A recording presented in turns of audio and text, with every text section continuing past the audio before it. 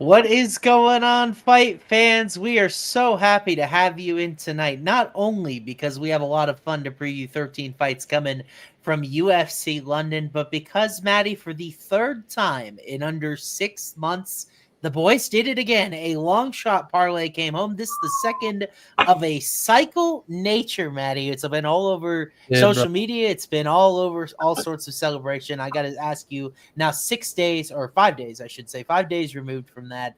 What are your thoughts on last week's cycle? What was going through your mind? How you felt? What aura shifted as we placed it, and what you have for an encore, I guess, as well. All right, so I don't even know where to start right now, but I'm gonna start right here. The decision leg as the last leg is obviously the scariest, right? Especially in a 5-round event, because you got to sweat 25 minutes. You got to root for your fighter to do very well, but not too well, right? So that's number one. Number two, when you go to the scorecards, you're not really that. It's different, right? If you win the last leg on a crazy knockout or crazy submission, the win feels bigger, better, right? Mm-hmm. But if you win the last leg on a decision, obviously all that matters is winning the parlay. I get that. But when you win the last leg on the decision, it's like you're 99% sure you're hitting, right? Unless it's a close fight. And it just wasn't the same as hitting the one in December. That Hamzat by sub was the last leg in December. That was absolutely electric, right? Because we were at Hard Rock, crazy first round, fast tap from Whitaker, ran to the counter. This one, although I'm obviously very happy and glad that we all hit it, it was still a little. It felt different. But this week, bro, and the craziest part, Austin, is we should have went back to back, dude. Yeah. Last week, still, I'm not trying to sound greedy or mad or look at the negative, but I'm just disappointed about the Vegas card that I was in person at, because if that last leg would have hit, and I was looking back at some of our cycles and some of our plays and videos, and we've missed on the last leg 2 or 3 times now, and including last weekend, and we're right where we need to be, bro. I think we figured out the formula. There's times me and you disagree on some legs. Like, I think people are going to see that this week. I think Austin and I are ready to admit, like, it's in the interest of the viewership, but we do talk a little bit more now. What do you think about that? Like, we originally were like, oh, we don't like to talk at all before the Thursday show. Now I think it's better. I think it's better for everyone that we talk a little over text. We come on the show, and we're a little bit more informed and on the same page. And I'm feeling this cycle this week. I posted on YouTube already. I posted on Instagram. It's a big long shot one. I feel good about it. I think Austin and I are aligned on most of the legs, and we'll talk through that as we get through the card here. But all in all, the vibes are good. I feel good. I want to say one thing before we start. Yeah. I'm very confident that this cycle is going to be live this weekend. But I want everyone out there to remember that these cycle hits have been 3 months apart. So the people that are DMing me saying, I know it's all funny and jokes, but like the people DMing saying they're putting their rent on it, they're doing this, they're doing that. Bro, the chances of hitting a back-to-back cycle, what's the implied on that? On a 26-1 and then a 46-1 or 44? It's very tough. So again, I am very confident. I feel great about it. I think Austin feels great about 2 of the 3 legs. But in all seriousness, we like to have fun. We like to joke, but you guys do need to actually be responsible there, because this parlay is a 40. I got it at 44-1, bro. That's if that hits 1 out of 40 times, it's profitable. But do not bet the farm on a 44-1, no matter how good I or anybody else feels about it. Yeah. I'll shut up now. Turn it over to Austin. Okay. First of all, because I don't want to be the show that celebrates wins, but I want to say congratulations to you, because you were the one who formulated that. You were the one who put the money down on it. And, we would love to come on here every single week and have a parlay, a cycle format that we are both aligned on like that. And that's the way it was for the Hamzat, Jeff Neal, and Ismail Nardiev one. That's the way it was last week, where we were just all in from the start. It doesn't happen every week. And this week was like a good example of it. I don't think your cycle is dumb whatsoever. In fact, I agree very strongly with a couple of legs, and then I can see the third. So that's the formula for the cycle, is that, hey, are we doing smart things? Are we making smart decisions? I think at the number you got all 3 props at, I think you made a good decision. And I so agree with you. I think the number one the number one thing that I want to say is responsible gaming. Never, ever, ever go all in on multiple long shot parlays. Matty and I aren't or any bet in general, bro. Yeah, we are a long-term show. Sport, yeah. Where we've now hit 3 parlays in excess of 25-1 in 6 months. We may very well go 18 without. That's kind of the nature of doing this in the long run. And I maxed out. Okay, enough with the jokes. I got one last thing to say. Yeah, go ahead. So I used to say 1 cycle a year and you're profitable. Yep. That's no longer true on a 26-1, obviously, but it's very close to where you need to be, right? There's what? 40? What is there? 40 some cards a year? Yeah. What is it? 45 probably? There's probably like 4 to 7. I feel like there's more than 7 off weeks in the season. Is there? Yeah. Okay. Under December is like 3 alone, and then let's call it 42, right? Let's say there's 10 off weeks. I don't know what the number is. Sure. A 26-1 puts us getting close to break even. We need to hit one more, call it a conservative cycle, to be up money or in the green. But typically my cycles are bigger than 20. And again, I'm not targeting a specific odd anymore, bro. I think that's a mistake when we do that. It's like, what do we like? Mm-hmm. We target each leg of the cycle before the odds come out anywhere, right? And then we check the odds and see that the number is good enough on each leg. Mm-hmm. And then we dial it up. But enough talking. Let's dive into the card. Yeah, absolutely. Let's. So why don't we do that? We'll dive into the 13 fights and we'll try to find some great props, whether or not they all come together in a cycle or not. Not promising, but hey, we'll keep moving here because I love doing this show more than anything. Because there were a lot of non-cycle legs that I got from this show last week that went really, really well. Josie Nunez in my second parlay wasn't one of them. Bro, I'm gonna give him the mic, not to interrupt you, but Austin, I can't even believe I haven't said this yet. Austin had a historic week of profit. He needs to be less humble and brag about himself right now, because I might have hit the cycle and a big number, but what really is important in this space is the plays that you give others. The actual ROI and net profit is what's important. And Austin had a historic week. How many units did you make last week? And most importantly, guys, join the Discord. It's a free Discord for Austin and I's picks. Hey Jive and Nolan's are paid, but me and Austin's are free. So go join the Home of Fight Discord. Before we start the show, tell the people how many units you made last week, bro. Well, we were up 23.5 units. I will say 10 of that. We bet small units. That's a fucking massive week. Yeah.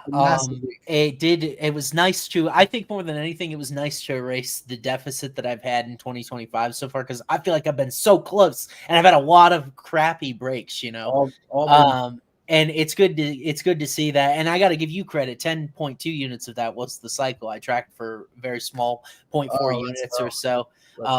But and by the way, I will track the cycle again this week because I believe in you. And actually I just ran the math on the leg we disagree with. It's closer than you think from the model this week. And so the last question I want to ask you. Okay. Do you remember the specific week last year we started the cycle? Because I know the Whitaker, the one that I hit, the Hamzat by sub, I want to say that was like 2 or 3 weeks into the cycle. Am I wrong or am I right or wrong? No, the very first time we did the cycle, it hit with Whitaker and Hamzat. That was the very first time we did it. Yeah, I was going to say that. I didn't remember any losses on it before, but I was like, I had to have lost once or twice before. But that's what made the cycle so big, is like the first one we put out smacked. We had just been doing this unstructured long shot parlay. Sometimes we do inside the distance. Sometimes we did the double submission with Ryan Spann and Court McGee.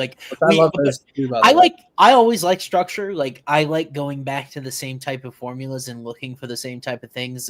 Been a bit since I had a decision lay and things like that, but I think that it's a good formula for us, and we're a prop show. That's why we do it on Thursdays. That's why we look at FanDuel, which has a lot of the great odds for props and things of that nature. We'll go through FanDuel's odds here on this week and stop talking about last week, because this is a what have you done for me lately business. And if you tailed any of my March Madness picks on action, I'm very, very sorry, because it has not been a good Thursday. Dogs are not off to a good start either, by the way. Matty, the Bryant Bulldogs tomorrow outright.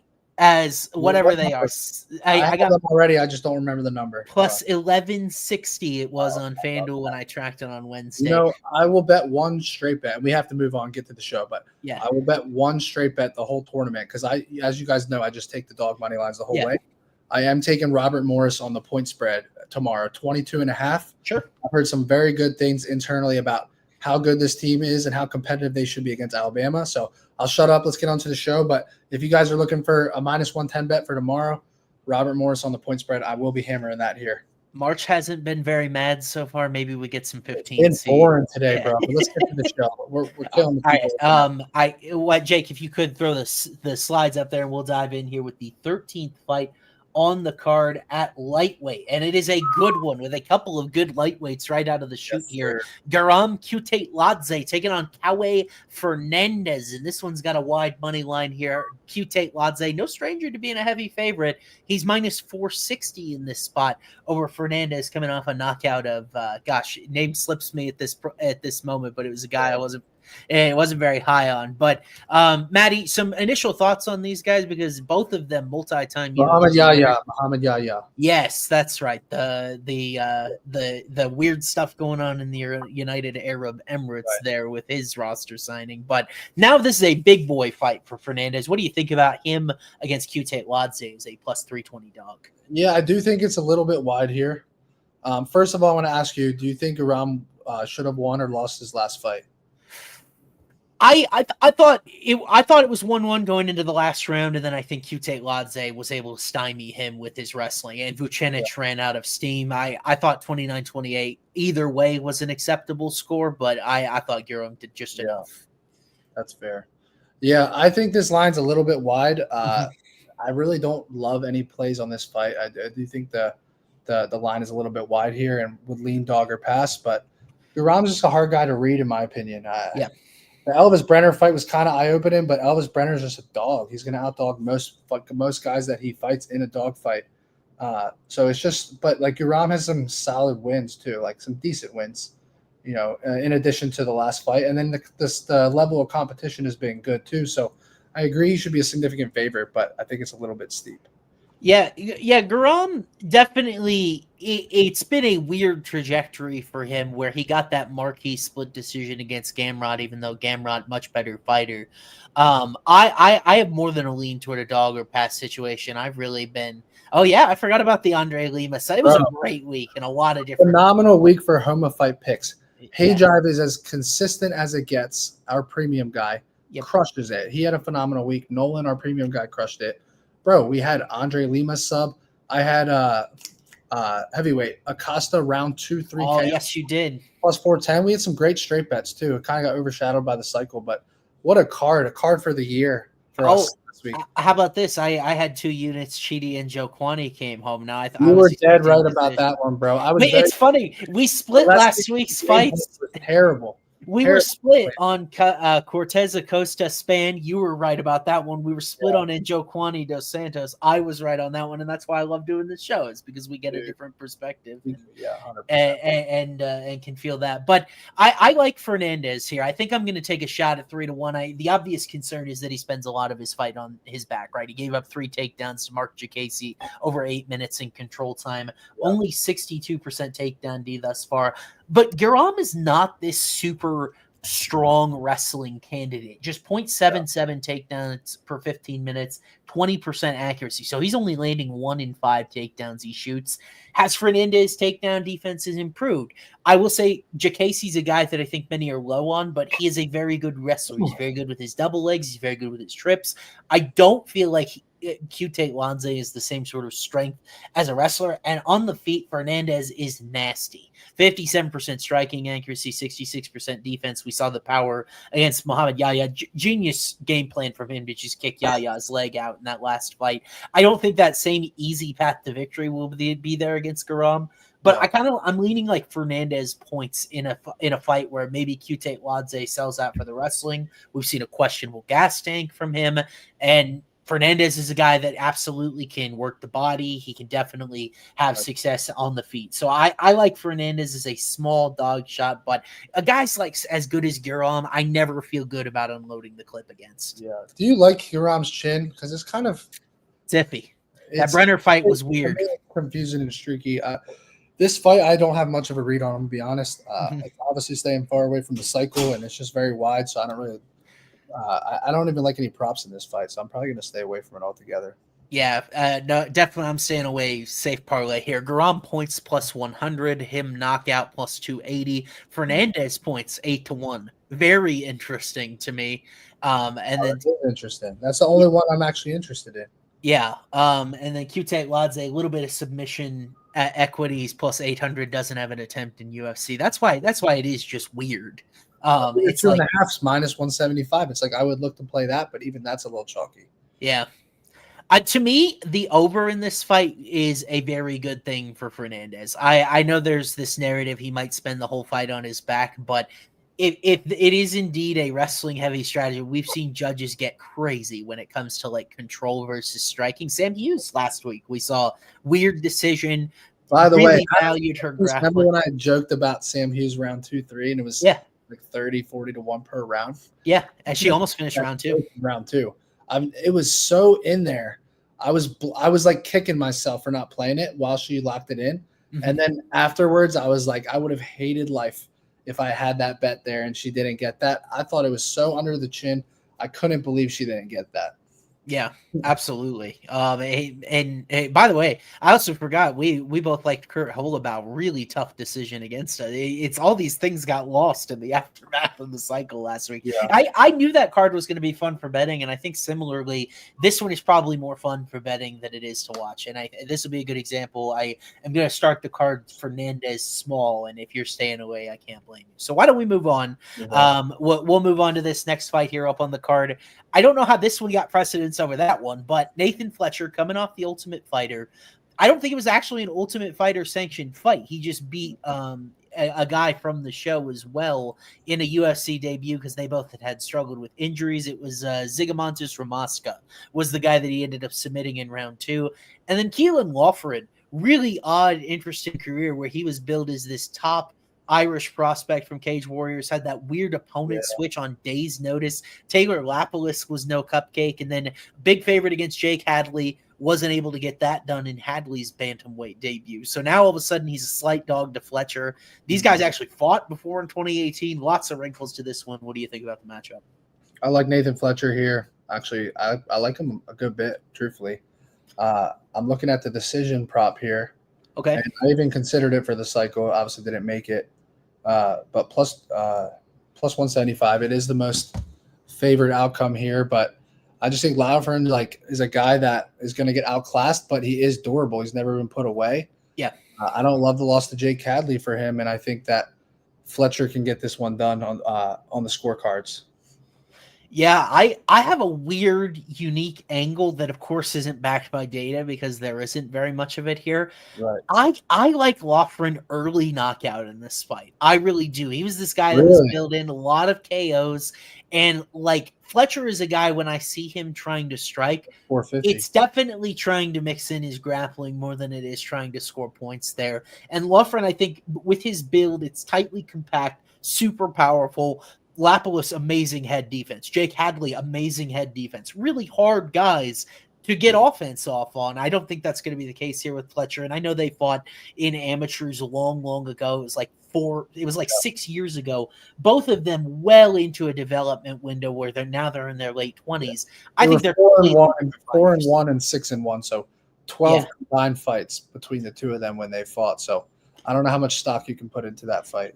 And honestly, I think it influenced the early money line, but now we've seen this come a little bit back toward Lawford. It was plus 120 on Sunday. It's actually minus 108. It's even closed a little bit since we pulled. Who opened as the favorite? Was it Fletcher? It was Fletcher. Really? Okay. Well, he won the AM fight, so that wasn't surprising to me. But I like Lawford and Fletcher, by the way, 40% striking defense in his debut. It's just that Zigomontis Ramaska couldn't stay at distance. I feel good about Lawford's takedown defense. He hasn't been taken down in UFC yet, and his build to me is that of a guy with good takedown defense. So, we're kind of playing percentages here. I got Lawford at plus 120, so I got a much better number that's on the board right now. Yes. And I think I want to sprinkle early KO here. It's just a gut feeling more than anything. This guy, he tries to do his best Conor McGregor impression. You better start getting some of those early KOs on the board if you're going to do it. So who knows? I mean, I would almost take plus 120 on either guy in this matchup. Like plus 120 is a good number here and a very close fight. I mean, I do lean Fletcher as the pick. Yeah. plus 120 is a good number in this type of matchup here. One of those fights where I'm so happy to just download data. It's not a big bet on Lawford that I got down because we'll see how much you guys have changed and improved since their first fight. So, obviously, Matty not debuting a cycle leg in this fight, so we'll move on. But by the way, Matty's already got the cycle locked in. I don't know if some of you guys missed it. It's on the MattyBetss YouTube channel. Yeah, you don't have to wait. So I'm starting my new series. I've been for a while now thinking about what am I doing on YouTube? Obviously outside of these shows, the shows are great, but I just haven't had a YouTube strategy for my brand. And I'm showing you guys the behind the scenes. It's 6 to 10 minute video every week. And if you guys want to see the cycle before it comes out everywhere else, you can watch the YouTube video. It's up right now. I literally talk about every leg more in depth than the short form videos. And then I go to the casino or go to the sports book and put it in. So if you guys want to check that out. Obviously, we're going to talk about the cycle on the show. Flash that comment out there. You got a fan from BetSam. Fire video, guys. Peep it out. Well done. Thank you, BetSam. Appreciate that, bro. And it does sound fun. My first cycle video, Behind the scenes of Fading Austin. My first non-short form cycle video. Obviously, I've done tons of vertical videos on them, but this is my first long form video on it. It's 6-minute watch. You guys want to go check it out. Drop a like and subscribe, and you entered in the giveaway if it hits too. You are an interesting enough gambler to have a video like that. I am not. So we will proceed forward. We'll proceed forward to our next fight up on the card here. How about women's strawweight? My God, Matty, look at this fight here. Shauna Bannon taking on Pooja Tomar. This is at the very bottom of strawweight here. Me, oh my. I mean, for whatever reason, this fight has divided gambling circles, but there's not a lot of experience and certainly not a lot of high-level experience in this fight.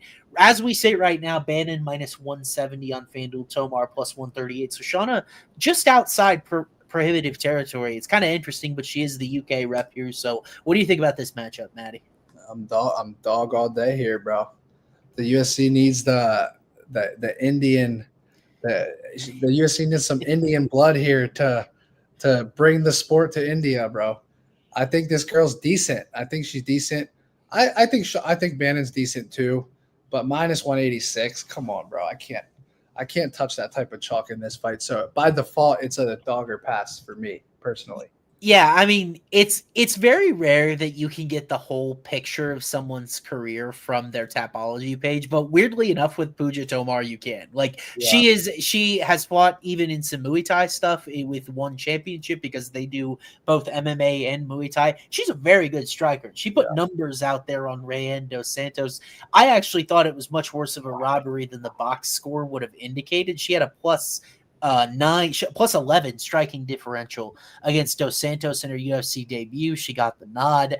I thought that a little bit of it was because of the excessive showmanship and the yelling from her, but the numbers. It works for Merab, bro. Merab, hey, true. All this stuff matters to the judges, bro. Everything you do in a fight means something to the judges at this point. You have to get any edge that you can in these fights, the way that judges do the shit that they do. So I can't hate on it, bro. I just can't. Yeah, and look, at the end of the day, I think I had this chat with Nolan, who's one of your guys that works for Home Picks, right? And we were talking about it. I think Rayan dos Santos would be Bannon's best opponent to date. We know some of Bruno Brazil's strengths and weaknesses, and then also Alice Ardley, my girl, right, really struggled in the striking department in that fight. Whereas I think if you give Tomar a fight where nobody's going to take her down, she's very, very dangerous. And we got a good comment about Dana has been talking about wanting to go to India, want to expand it out there. You touched on that as well.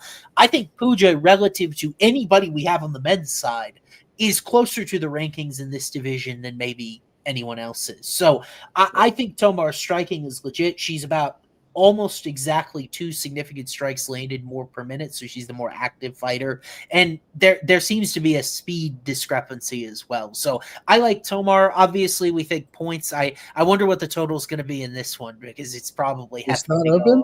Over 2.5 minus 650. So it is hefty in order to go the distance. So you think Tomar? Let's 410 on the under 2.5. Yeah, I mean, honestly, at that number, I almost feel like more Hughes sort of sprinkle like you had, where I can get Tomar round 2-3 KO at 26-1 and 31. That number, you got to win 2 out of 10 of them, and you're really just barely profitable. Yeah. That's the thing. You say that out loud, and you're still so reluctant and hesitant. You're like, is that even enough value? It isn't, honestly. Yeah, I wish I got better numbers like north of 40 to 1. I really do, but yeah, I mean, like I played one unit on Puja's money line at plus 150. I don't really want to get more invested in this fight. It's just we kind of know what it's going to look like. Maybe Bannon wins a robbery. Maybe she does, put more numbers out there than we've seen thus far. But we kind of know what it's going to look like, right? Fair. All right. So we'll move on, not have to talk about that fight and bore anybody with it. Into our next fight here at middleweight. Christian Leroy Duncan taking on Andrei Pulyayev, coming off a big upset on the Contender Series. That typically isn't something that I love to see, but Pulyayev took on Liam Anderson, super seasoned guy. Thought it was kind of a free pass situation for him. Got the nod via decision. And our guy CLD, tough fight with RoboCop for him. We were both on RoboCop that night against CLD. Could mix it up a little bit better. CLD minus what do we got here on FanDuel officially right now? Because the numbers changed a little bit. He's minus 590 on FanDuel right now. That is the largest favorite on the card as we sit here at present. They love themselves an Englishman, guy with knockout potential, but Matty, is the price right here for Duncan in this spot? Yeah, bro. I mean, obviously no interest in a money line shot here on either side for me personally. Sure. It's funny, bro. Like, what do you think my average amount of money line plays are on any given card? Like 2? I think you play a couple. Yeah. Bit of victory, round, prop USC better. Like, I despise money lines, dude. I just hate them. Not in sports betting, just specifically in MMA. Yeah. You know what it is. I just hate them. Like, I understand there's sharp individuals that find value on money lines, bet them early, 2 weeks in advance, whatever. Our show, the reason I love our show is because what other show on YouTube is talking on a Thursday or Friday and breaking down all the props that these guys want? Submissions, knockouts, decisions, over-unders, double chances. Like, that's why I like what we do on this show. And to me, I just don't have an interest in the majority of money lines on UFC. It's just my bet style. I don't know what it is. This fight's a prime example. Christian Leroy Duncan, I'll tell you one thing. The guy is a finisher. Yep. I mean, what does he have? He has 8 knockouts, 1 decision. And actually, if you want to play a dog shot here, Christian Leroy Duncan is 1-2 when fights go the distance. If you want to sprinkle on a crazy dog shot here, Andre by points plus 850. There's your opportunity on a dog shot. I'm not saying I like that, but I'm saying if it does go to the scorecards, maybe you do sprinkle on a plus 850 there in like a striking match here. Me personally, I feel like the Duncan KO feels very trappy at mine. It's minus 130 right now. Yeah. I don't know. That's the first time I've seen this number because this number was not out most of the week. I don't know if it came on yesterday or today. I think probably today, honestly. But I feel like the minus 130 number is a little bit trappy. I almost like CLD by decision at nearly 3-1 odds here. But this isn't even a fight that I'm that interested in playing. It's definitely not making the cycle. Yeah. We discussed it very briefly, but figured the number would be pretty hefty. But I think that it would be heavier than minus 130 here. Yeah, I did. I in did. hindsight, like, think about it. Mauricio Rufy, minus 115 knockout on King Bobby Green with no chin. Yeah. It's like, do you prefer that bet or minus 130 here? Give me the Rufy. Hindsight's 2020, obviously, but we've been talking about this. There's been so many hammer spots on big favorites by a specific outcome. We talked about Chase Hooper by submission over, who was it, months ago? 6 months ago, probably now. Clay Guida. Chase Hooper, 4-1, 5-1, 6-1 favorite, whatever the hell he was, by his most favorable outcome, where most all of his finishes are against a guy that he grappled against and submitted in grappling, was like minus 1 something, small 100s. What was it, minus 120? Yeah. By submission. We keep finding these hammer spots that every time they win, I'm like every gambler in the world. I'm like, why didn't we go bigger, right? Because it's so easy. Mauricio Rufy by KO, minus 115. But do you really look at this line at minus 130 and like, oh, that's a hammer spot? Because I just don't like it. I don't get the right vibe from it that I do on a Mauricio Rufy or a Chase Hooper or any of these big plays that I think are like, I would be blown away if they lost. Like, I don't look at that number on this fight and be like, oh, that's definitely hitting. I just don't look at it that way. Can I try to tap into your brain as to why? Like, I feel like you feel that because subliminally you think of CLD and you close your eyes with him. Goes to the second round with Dennis Tululin. Goes to the second round with Claudio Ribeiro. Had that fight with Armin Petrosian that he lost that went the distance. So now we see Petrosian makes mistakes, right? And then the Dusko Todorovic, you say he gets the KO in round 1. If you don't remember, Todorovic tore his knee up. That was not anything CLD did. That was on a takedown attempt. He messed his knee up. So that's a great point. I feel like it's because Pulyaev, regionally, he has a first round KO loss at distance. But like what we saw is that he was better than we thought on the Contender Series against Liam Anderson. Now, Anderson's not really a one-hitter quitter type of guy either. He's more of a grappler, more of a wrestle boxer. But when you anecdotally piece these sort of pieces together, you think to yourself, wait a minute, should Duncan CLD KO be minus 130? I think rather than playing KO, like honestly, you look at round 2-3 KO or round 2-3 in general, it's plus 450, plus 650, and then you take smaller stabs at that because he's just not a one-hitter quitter, and he's shown this tendency to be super patient, right? And I don't have any doubts here. He probably is going to be the more technical kickboxer. He's very, very good at distance. I'm just with you where it's like I can't go all in with this guy. I've seen too many lapses in urgency. I've seen lapses in grappling at certain points, and Pulyaev was able to get a takedown on Anderson in the debut. Like, it wouldn't surprise me at all if this was an upset. It's like I don't know why I don't want to pull the trigger on Pulyaev if I say that, but it's a weird fight where I agree with dodging it out of the sight. Bro, the more we keep talking about this fight and I'm looking at it, and look, what do we talk about? Taking skilled fighters by decision against durable guys. Yeah. CLD, 0 knockout losses, 0 losses by submission. Again, it is an absolute dart, and I would need to watch some more tape tomorrow before I would even put a quarter unit on this shit or anything realistically. But that plus 850 number on this, if it does go to the cards, when CLD's 1 and 2 on decisions, now I do get it was RoboCop, but I don't like that Petrosian loss. I really don't. And Claudio Ribeiro has shown that he can get chinned, and it's by mostly like elite, semi-elite, or elite strikers. So I get that.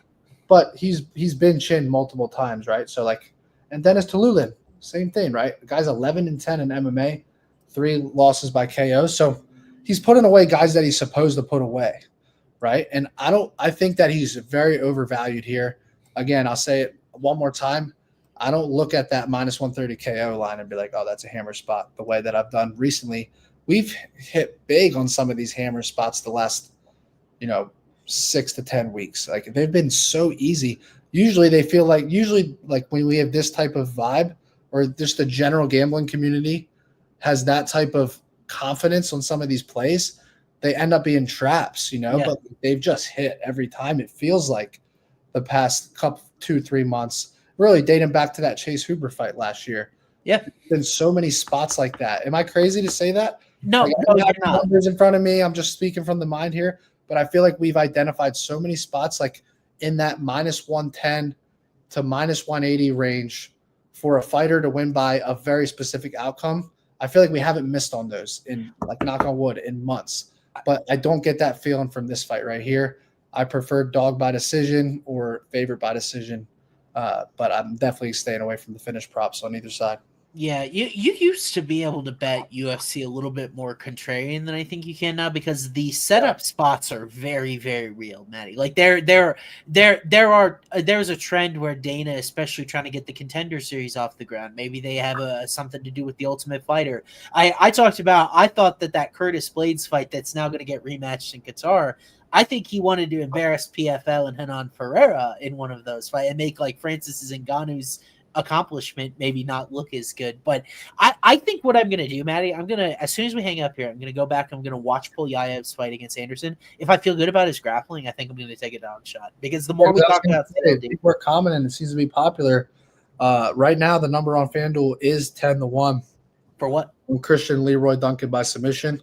I know Pulyaev's got a better chance at subbing him than the other way around. That one's 18-1. I know CLD does. I'm not familiar with this guy's grappling, but I know CLD does have a guillotine in his arsenal. He also has a key lock, a guillotine, a rear naked choke, and another guillotine back early on in his amateur days, early 2018 to 2020.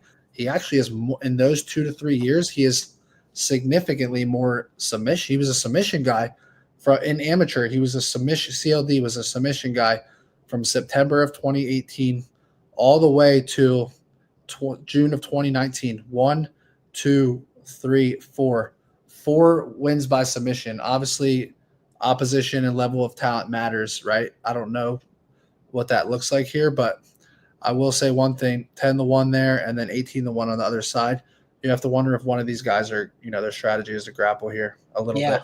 I mean, the thing is that Duncan's level of competition has been so susceptible to that in UFC. Dennis Talulin gets subbed by everybody except RoboCop decided to punch him out instead. Armin Petrosian, we've seen some of the ways he's been caught with by Vieira and Bruno Ferreira now in consecutive fights. Yeah, I agree. I totally agree with that. He's got to show me in UFC. The tendency's just unfortunately not there, where he has one career takedown, no submission attempts. It probably would have called for it, and I feel like Pulyaev is the stronger grappler here. So, really, yeah, I do. I like from what I remember. The fight we were texting earlier. That's the second fight where you're like, this guy's the stronger grappler than this guy.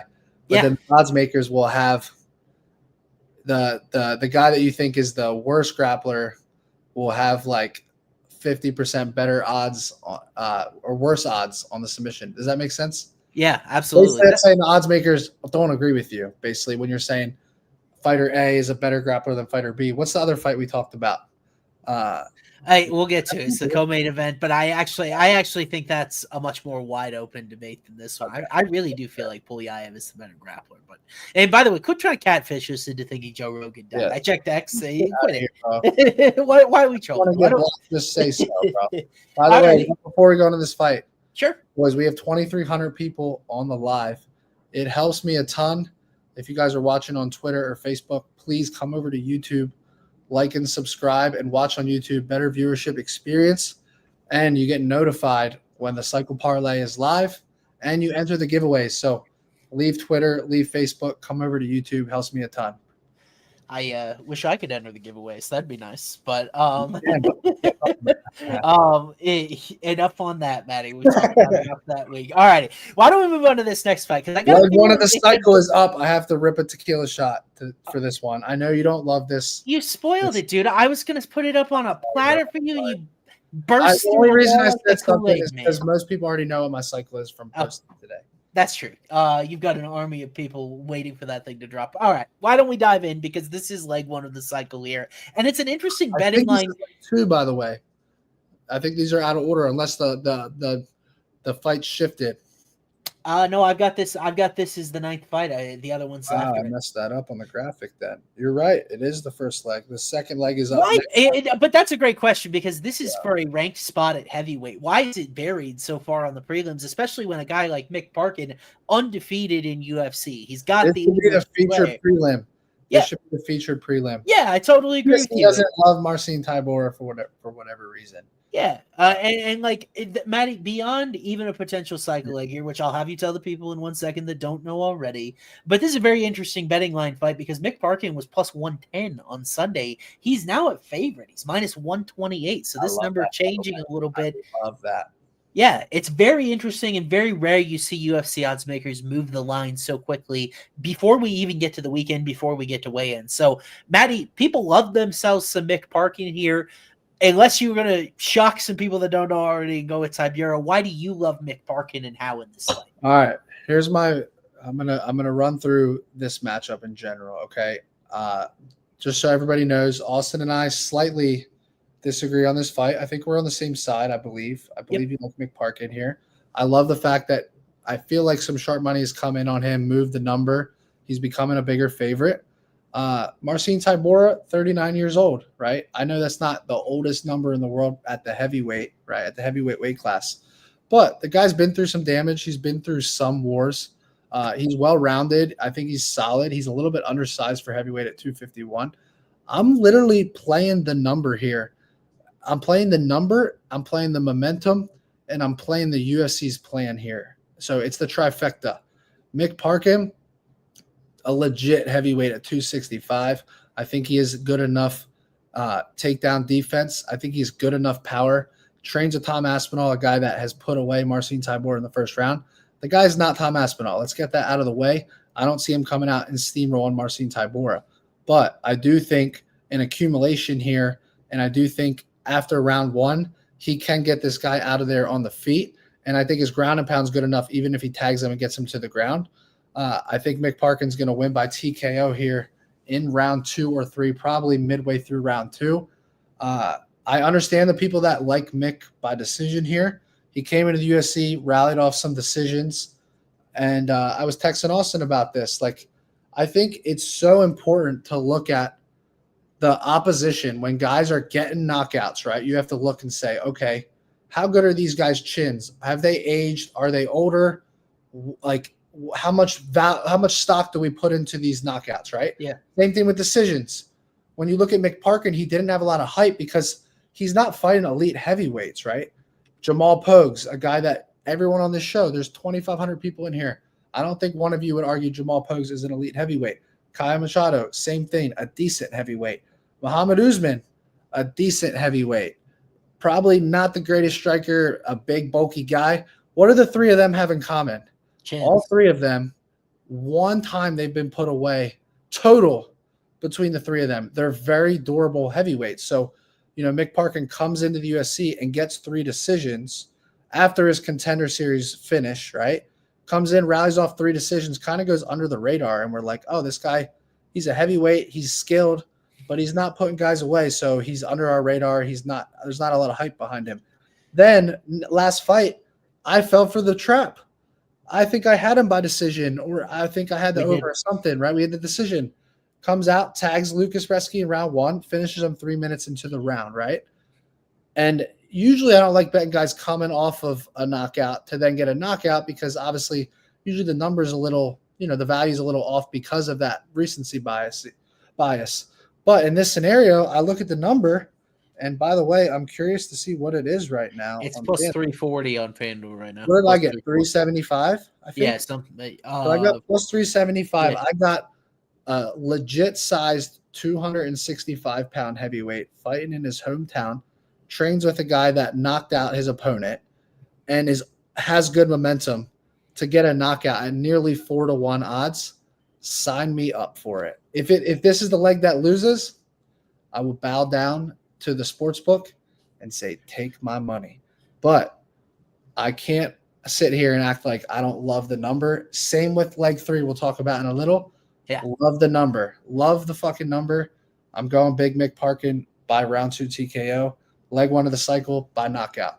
Yeah, I mean, like, I don't disagree with a lot of what you said in that, like, Parkin fought a lot of durable guys coming into UFC. So has the knockout potential been there? I think why I backed Mick in all of his fights, and thankfully he's been infinitely profitable because he hasn't lost yet, right? But we'll see if he continues that. But the reason why I like him is because he brings some of the miniature features of Tom Aspinall, the speed, the well-roundedness. Like, he's not as good as Tom, but I think you definitely see those bits and pieces. He's slower, less powerful. Yeah. But he's good. Like, when you look at the heavyweight division, yeah, the UFC is dying for somebody like down lower in the rankings, right? Yeah. He's not even ranked, right? Or is he? No, this is 4th spot in the rankings. Right. Yeah. And by the way, the heavyweight rankings are so ridiculous, bro.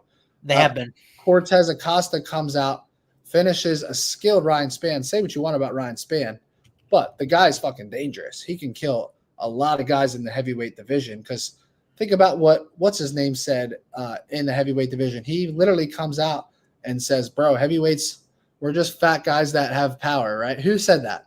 I'm sorry. I was wrong. Derek Lewis or Tuivasa. I forget who said it. My point being, right, Mick Parkin is a guy that actually has skill at heavyweight. And I do like Marcin Tybor in general. I think he's well-rounded. I think he's good. I think he's a little undersized. He's up there in age. And this is a breakout spot for big Mick Parkin. Yeah. Get it done. Bring me home. Tybor has been TKO'd. 3 times? 4 times? Let me take a peek here. 5 times. So, he's got a lot of mileage. The craziest one was that sub by Sergey Spivak. I still don't understand how the hell that happened in a heavyweight fight from that position, but we'll move on. Tom Aspinall, round 1 finished. I do hate the fact that he went to decision with Volkov. You probably like that for your decision angle. But the punchers, Augusto Sakai put him away in round 1. Shamil put him away in round 2. Derek Lewis, round 3. So obviously Derek Lewis is what it is with that type of power. I just think I don't predict Parkin's going to come out and just drop this dude, right? I don't see that. But I do think that he can get him up against the cage, put the pressure on, stuff the takedowns, and an accumulation of damage has the opportunity to get this done. So I think this is my hardest leg of the cycle. Hopefully we're going to get the hardest leg done with as the first leg. Yeah. I will say, Matty, I've got this the most likely finishing outcome in this fight. Parkin by KO, I've got it 15.6%. If you want to throw numbers on him, I've got decision plus 180. I've got KO. Just under 16%, you said? Yeah, 15.6, yeah. So my value's cooked is what you're saying. But that's okay. I've got decision plus 180. I got KO plus 540, sub plus 750. So model says, hey, go sub decision, and then you gave me KO. But my value is really bad per your model. I'm not gonna go after you in that. I definitely think that there is a chin angle here, and there's an attrition angle, and that's close enough. I didn't even make the biggest point, and I'm just thinking about this now because I didn't even put it in my breakdown video. You guys got to remember the results and the stats don't tell the whole story. Austin, we didn't even talk about this. Parkin, go look at his Tapology. Oh, a nice little ground and pound doctor stoppage versus Denise. Go watch the first round of the Denise fight. The guy got tagged and almost put away. He did. It doesn't show up on the Tapology. It doesn't show up on the scorecards, but the guy got almost chinned, and Denise has legit, popping his shots for sure. Maybe more so than Parkin. Parkin, I think, is just a more steady guy.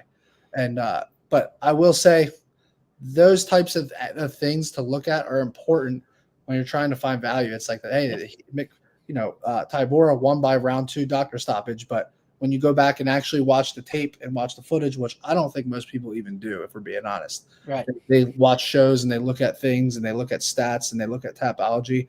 Go watch round 1 of that and come back to me and tell me you don't think plus 375 is a decent number on the guy at home with a training partner that knocked him out and is 15 pounds heavier to get a TKO. I'm selling myself even more. I like it even more right now. I'm dialed in.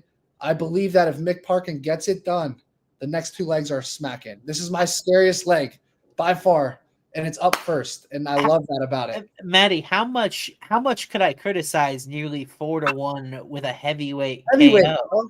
And not only that, it's like against a guy who's 10 years older and he's in his home. Like that's what I mean is that I wasn't going to come at you. It could have been far worse. Now there was a KO I preferred. I'll tell you what it is later. But I have Parkin minus 170 here just from a betting perspective. I still think the value is there on this value at 21. Yeah, I really do. And by the way, I was dead wrong. Parkin's ranked 13th in this division. You ready for by the way, 14th Taliesin Teixeira, fight. To be fair, being ranked 13th at heavyweight is like 27 at lightweight. Dude, Kennedy is ranked at heavyweight, and Taliesin Teixeira. I cannot believe Cortez Acosta is 1 spot below Tai Tuivasa.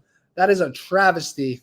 That is unbelievable. Tai Tuivasa has done, and I'm a fan of Tai Tuivasa. He's entertaining, and he's a guy you want to have a beer with.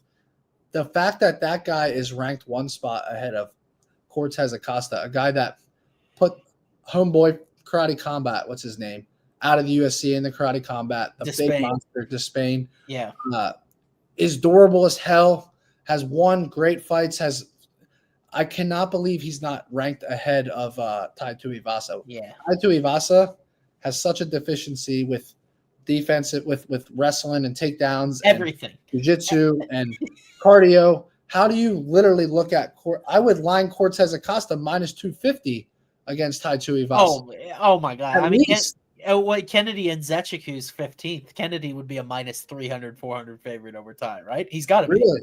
Yeah, I mean, don't you think so? Kennedy's way better. Tai has way more of a puncher's chance against Kennedy than Cortez Acosta is a terrible matchup for Tai Tuivasa. Yeah, but Kennedy could also take him down and submit him in the very first round because Kennedy. Very true. That's a good point. Like I feel like Kennedy's just a better fighter. Like Ty will always have the right hand. Right. This is not Ty slander. This is called the truth. It is. If you guys don't want the truth, don't watch the channel. You know, we talk about this all the time on the Show Me the Money pod. We were talking about Cheeto Vera with Gilbert. That's Gilbert's guy, right? Yeah. I was like, oh, I kind of like this guy in that matchup. I forget who we were even talking about because Cheeto Vera's, takedown defense is suspect. And Gilbert's like, oh, you talking shit about about Cheeto Vera. I'm like, bro, Cheeto Vera is one of my favorite fighters, like legitimately. I'm just trying to tell the truth, bro. The hardest thing about this industry, having friends, having relationships, treading carefully on certain things you say. Moicano is a perfect example, bro. I respect Moicano because he will tell me honestly to my face and to Gilbert's face on the podcast and say, if he thinks one of his teammates are going to lose, he will literally say that even though he knows it's being filmed and people are going to see it from his gym. Now, granted, it sucks being in that position. It's like, do you tell the truth and your people hate you or say something, or do you, sugarcoat it, right? Probably sugarcoat it is probably the best way to do it. But long story short, you have to tell the truth. I'm telling the truth. I don't even remember what we were fucking talking about at this point. I'm buzzing these tequila shots, but my point is I'm telling the truth. I'm telling the truth about the heavyweight division. We're going to talk about having to be honest with some of your favorite fighters later. One of my favorite guys that has let me down several times is on this card. So how about that for a teaser? Now, Matty, you just took another tequila shot, which is good because I think we've got another cycle leg right back to back. So if we get through that, if Mick Parkin is able to find the hammer, we got this fight here. And it's with a guy that has super well-rounded skills in Lonnie Kavanagh. So if nobody knows yet, you could be going sub, you could be going decision because he's got both in the arsenal. But Kavanagh, very impressive in his UFC debut against a fellow undefeated fighter. I said I thought that was a scary spot for Kavanagh against Jose Ochoa. He showed well, got the decision win. Now this fight against Felipe dos Santos. Matty, why do you like Kavanagh and in which method in this fight? Because he's a minus 310 favorite. Yeah, I spoiled it. I gave it away that he's in the cycle. No, it's all good. Most people know what it is at this point. By the way, what do you love about this angle? I believe we're at a new record. So besides when we live stream and I hit the cycle parlay in December, I believe we had 11,000 people live at one time in the chat. Right now we have about 3,000 between Facebook, X, and YouTube. So we appreciate all of you that are tuning in. We know it came from last week. Austin was on a heater. We hit the cycle. Hayden, Nolan are on a heater. Again, guys, please like and subscribe to the YouTube so you get notified every time I put out a play or we go live or we do a show. This fight right here, bro, these odds are way too wide. If you put a gun to my head and say find value, I'm going Felipe dos Santos money line. With all of that said, I'm on the other side in the cycle parlay because what do we talk about every single week? What is our formula for the decision leg? I want very skilled fighters against very durable fighters. And then I want to make sure that the math is good enough, right? So when I looked at this fight, I was praying the leg was good enough. I was hoping it wouldn't be minus 150, minus 160, minus 170. We were just there where we needed to be. What did I get? I think I got minus 120 here. Let me take a look. I got Kavanagh by decision. If Manel Kopp, I know you're not supposed to do MMA math. I get it, but I'm still going to do it right here. This Felipe dos Santos is very durable, but I see him at times making a career out of putting on entertaining fights and coming up just short. And I see that this fight going exactly that way. I see a 29-28 for the favorite here, and I'm putting him in leg 2 of the cycle. Like I said, Mick Parkin is the hardest leg, in my opinion, by KO. If he gets that done, I'm going to feel very good. And then this spot, I'm hoping it goes the distance, and I'm hoping we get a fair judges to bring us home, assuming he does what he needs to do. I actually really like Felipe dos Santos in general. I think he's well-rounded. He's skilled, but he's very hittable. Yeah. Very hittable and very durable. How old is this guy? Just a classic 24. Classic shoot box guy, Dos Santos, man. And like, this is a problem spot for Kavanagh. I think it's just like they're giving him a guy that they think, he's a little bit more skilled than, but it could be a war. 100% could be a war here. It's not easy. Look at Felipe dos Santos. He's batting 3 for 5 when it goes to distance. Yeah. Just over 50%. Whereas Kavanagh's a perfect 8-0. I know, again, Felipe's fought good competition that have gone the distance, but I feel like there's two things we got to look at. Is it going to go the distance? I say yes. Then it's like, can Kavanagh outstrike him or outland him and do enough in the eyes of the judges? I think he will. I think he will do enough. Go watch the tape on this guy. He's so fast. Mm-hmm. He's going to tag this guy left and right, but I believe in Felipe's chin. So lock me in for leg 2 of the cycle. I'll stop you. Well, I think the reason why we both love Lonnie, why I love him by decision, if you're going to take him, is because great defense, 67% striking defense. Like, he's been so fast, like you said. Really, that's where you see it more so than he had trouble landing on Ochoa. But I fully, in my heart, Matty, believe that Jose Ochoa was better than Felipe dos Santos. Really? At this point, dos Santos can't defend a takedown to save his life. What was the scorecard, Felipe? Because visually, not on that fight, but visually, Felipe versus Manel Kape felt close, but was it really close? I mean, the numbers were close-ish, but it was 29-28 on 2 cards and 30-27 on another. So the numbers were close. Dos Santos did get dropped in that fight. But when you think about that fight visually, Felipe's kind of. I'm talking about the average MMA fan that remembers that fight. Exactly. They're like, oh, Felipe is a monster, bro. He kind of gave Manel Kape a run for his money.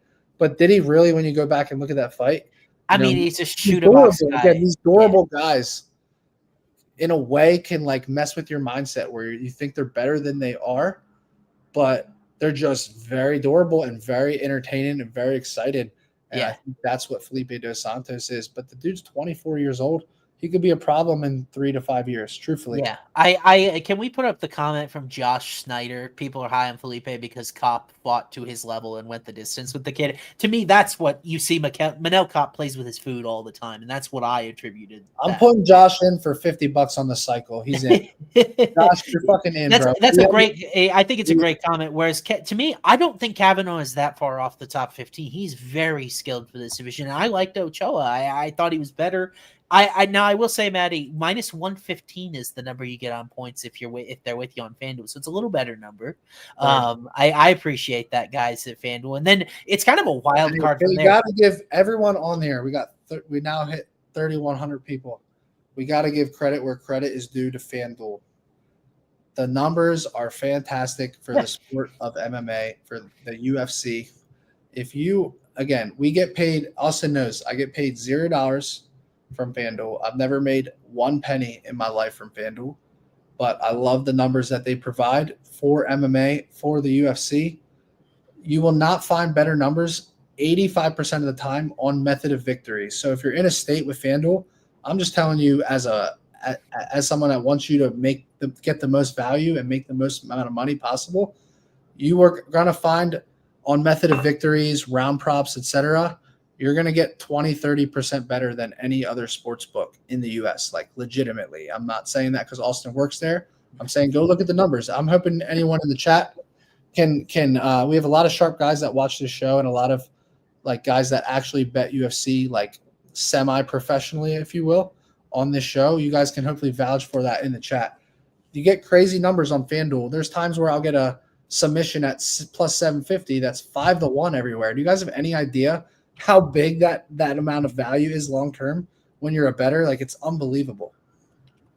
Yeah, absolutely. I want to get going in the interest of time here, but no, it's okay. I just feel like the I agree with your workplace. I'm glazing them. Yeah, I don't mind you glazing. I love my employer.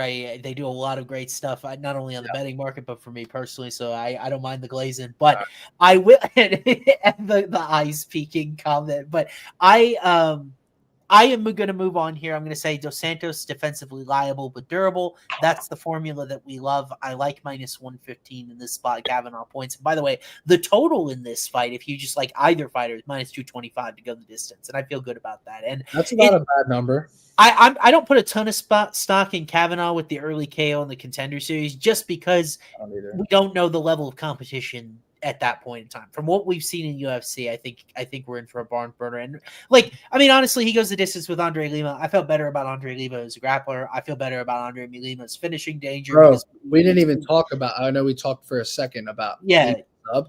Andre Lima looked elite everywhere last week. That guy is so fucking good. Yeah, that's the guy that we're gonna literally need to target in his upcoming fights. I think the big thing is he cleaned up his cardio, and that's that guy. Who would you actually take as a legitimate favorite against him in that division?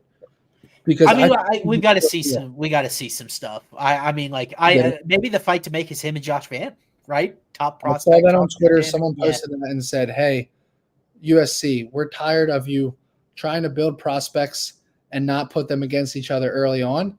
And they were like, "Give us Josh Van versus Andre Lima." Yeah. I'm as big as a Josh Van guy as it gets. Give me Andre Lima because his ground game is better. His ground game is better. He's more well-rounded, but Josh Van has elite boxing.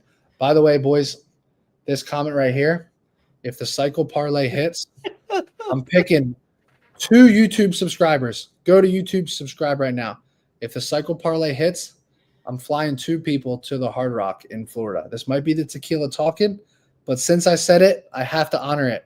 I'm picking 2 people, and I'm flying them to the Hard Rock. 2 subscribers, so go subscribe. Yeah, Matty is a man of his word. I like that comment, too. Lima Van, Apex main event. We've had far worse, that's for sure. So, Matty, why don't we move on here? Talk about a near pick 'em at lightweight. I think this is the featured prelim. This is the featured prelim here. Jai Herbert taking on Chris Padilla.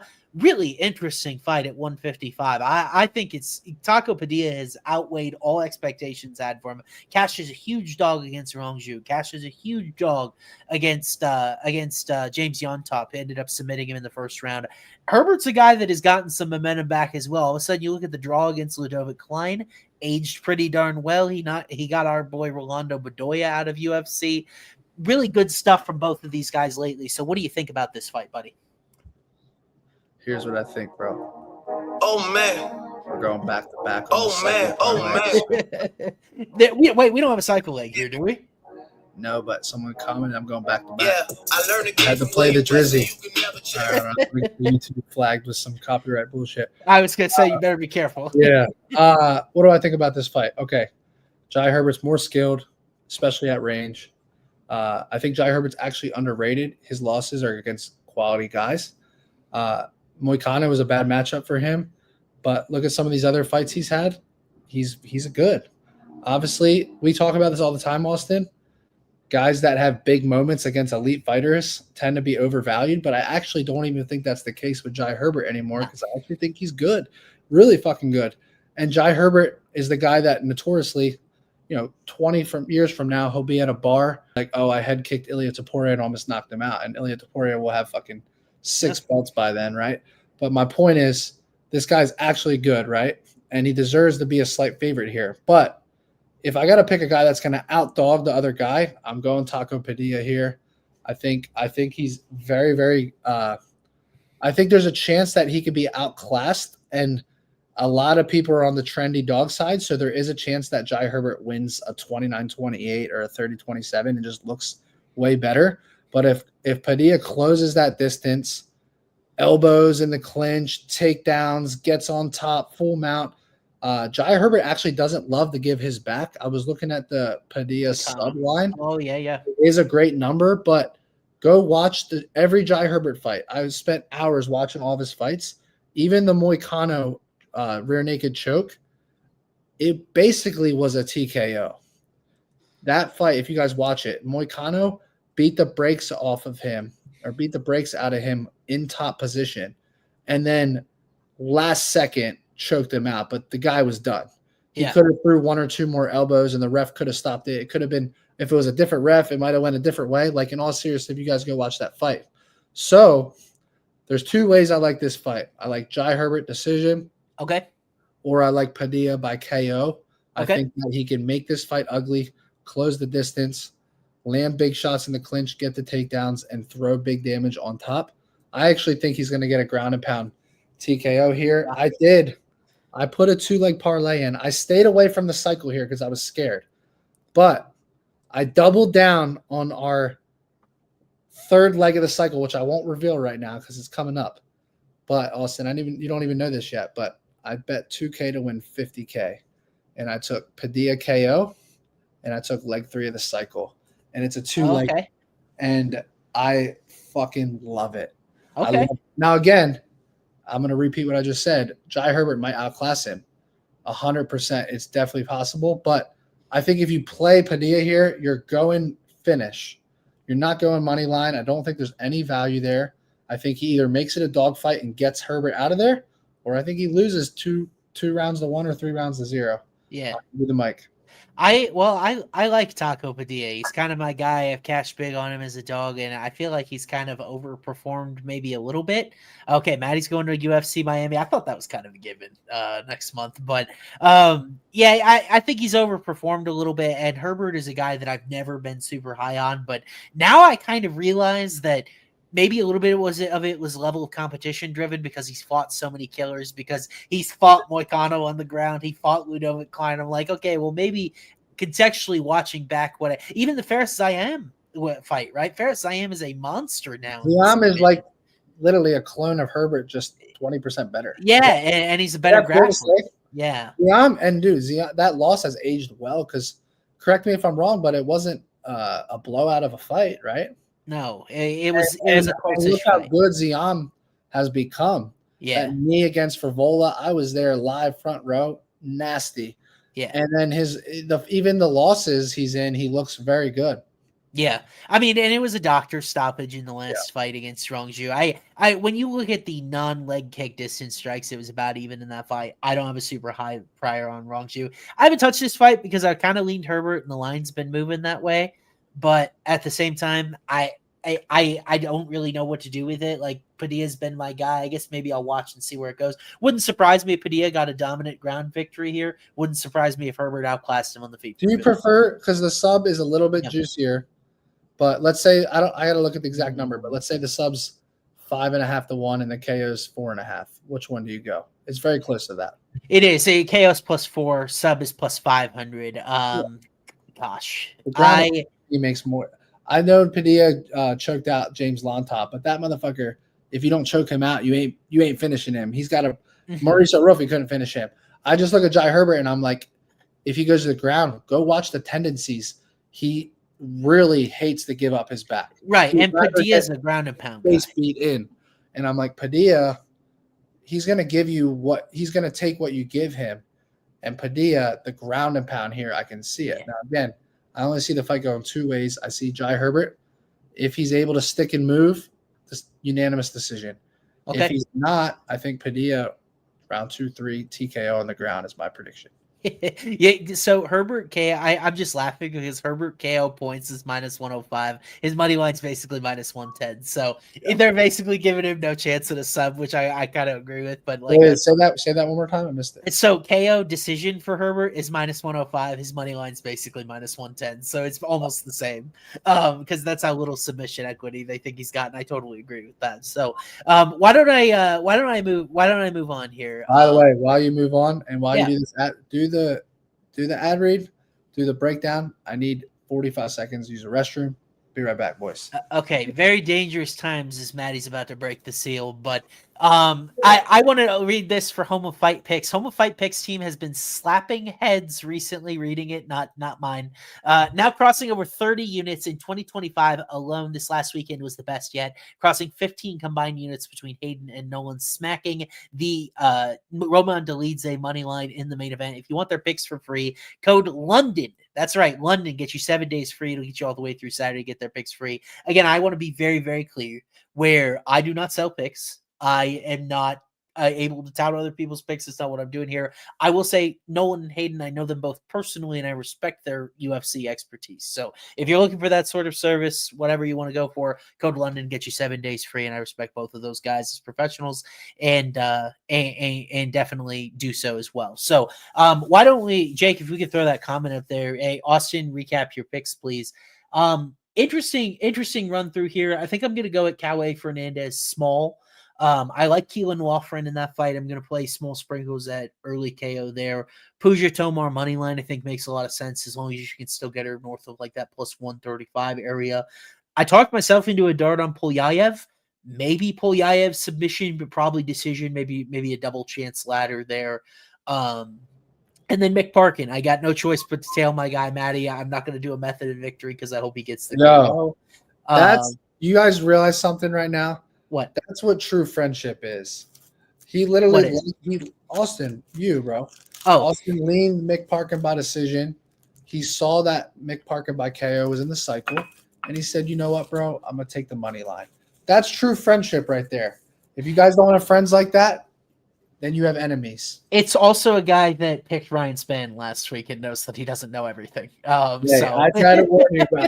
That motherfucker burned me so many times in my life, like so many times. Honestly, guy we're gonna talk about on this main card. I felt like his distance striking last week was embarrassing. So why don't we, before we got the code out there, and we'll move up onto the main event with this fight. I think this is a great fight. Nathaniel Wood taking on Morgan Charier at featherweight, kind of the old guard versus the new guard. Charrier's got a couple of highlight knockouts, and then at the same time, Nathaniel Wood really keeps chugging along. He got that grinded out a win over Daniel Padilla. We had him by decision in that fight, and like it was some stupid number in that fight for him to win a decision. It was like plus 300. It was crazy. He almost got that.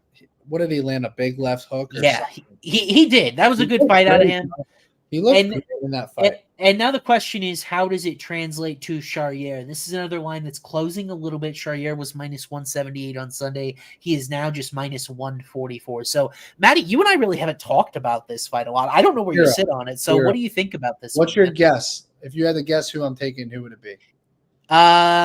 You tend to like flashy hype trains a little bit more than I do. So I was gonna guess you like Charier points. So I actually love Charier in general. Yeah.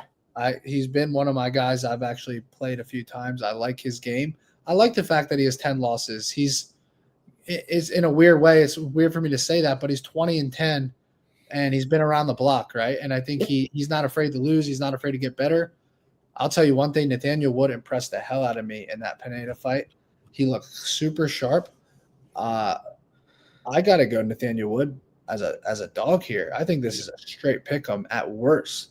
Yeah. Wood is a dog, and I also, depending on the number, which I'm about to look at right now, I think Nathaniel Wood decision here could feed some families depending on the number here. I floated it out there. We would have had to reconfigure some stuff in the cycle. Nathaniel Wood decision is plus 190 here. So it would have been on the shorter side, but this fight is so overwhelmingly likely to go the distance on both sides. It's minus 240 to do so, that you're going to get points on both sides. Holy shit, I got to say something, not to interrupt you, bro. Yeah, go ahead. Daniel, I just saw this right in a second.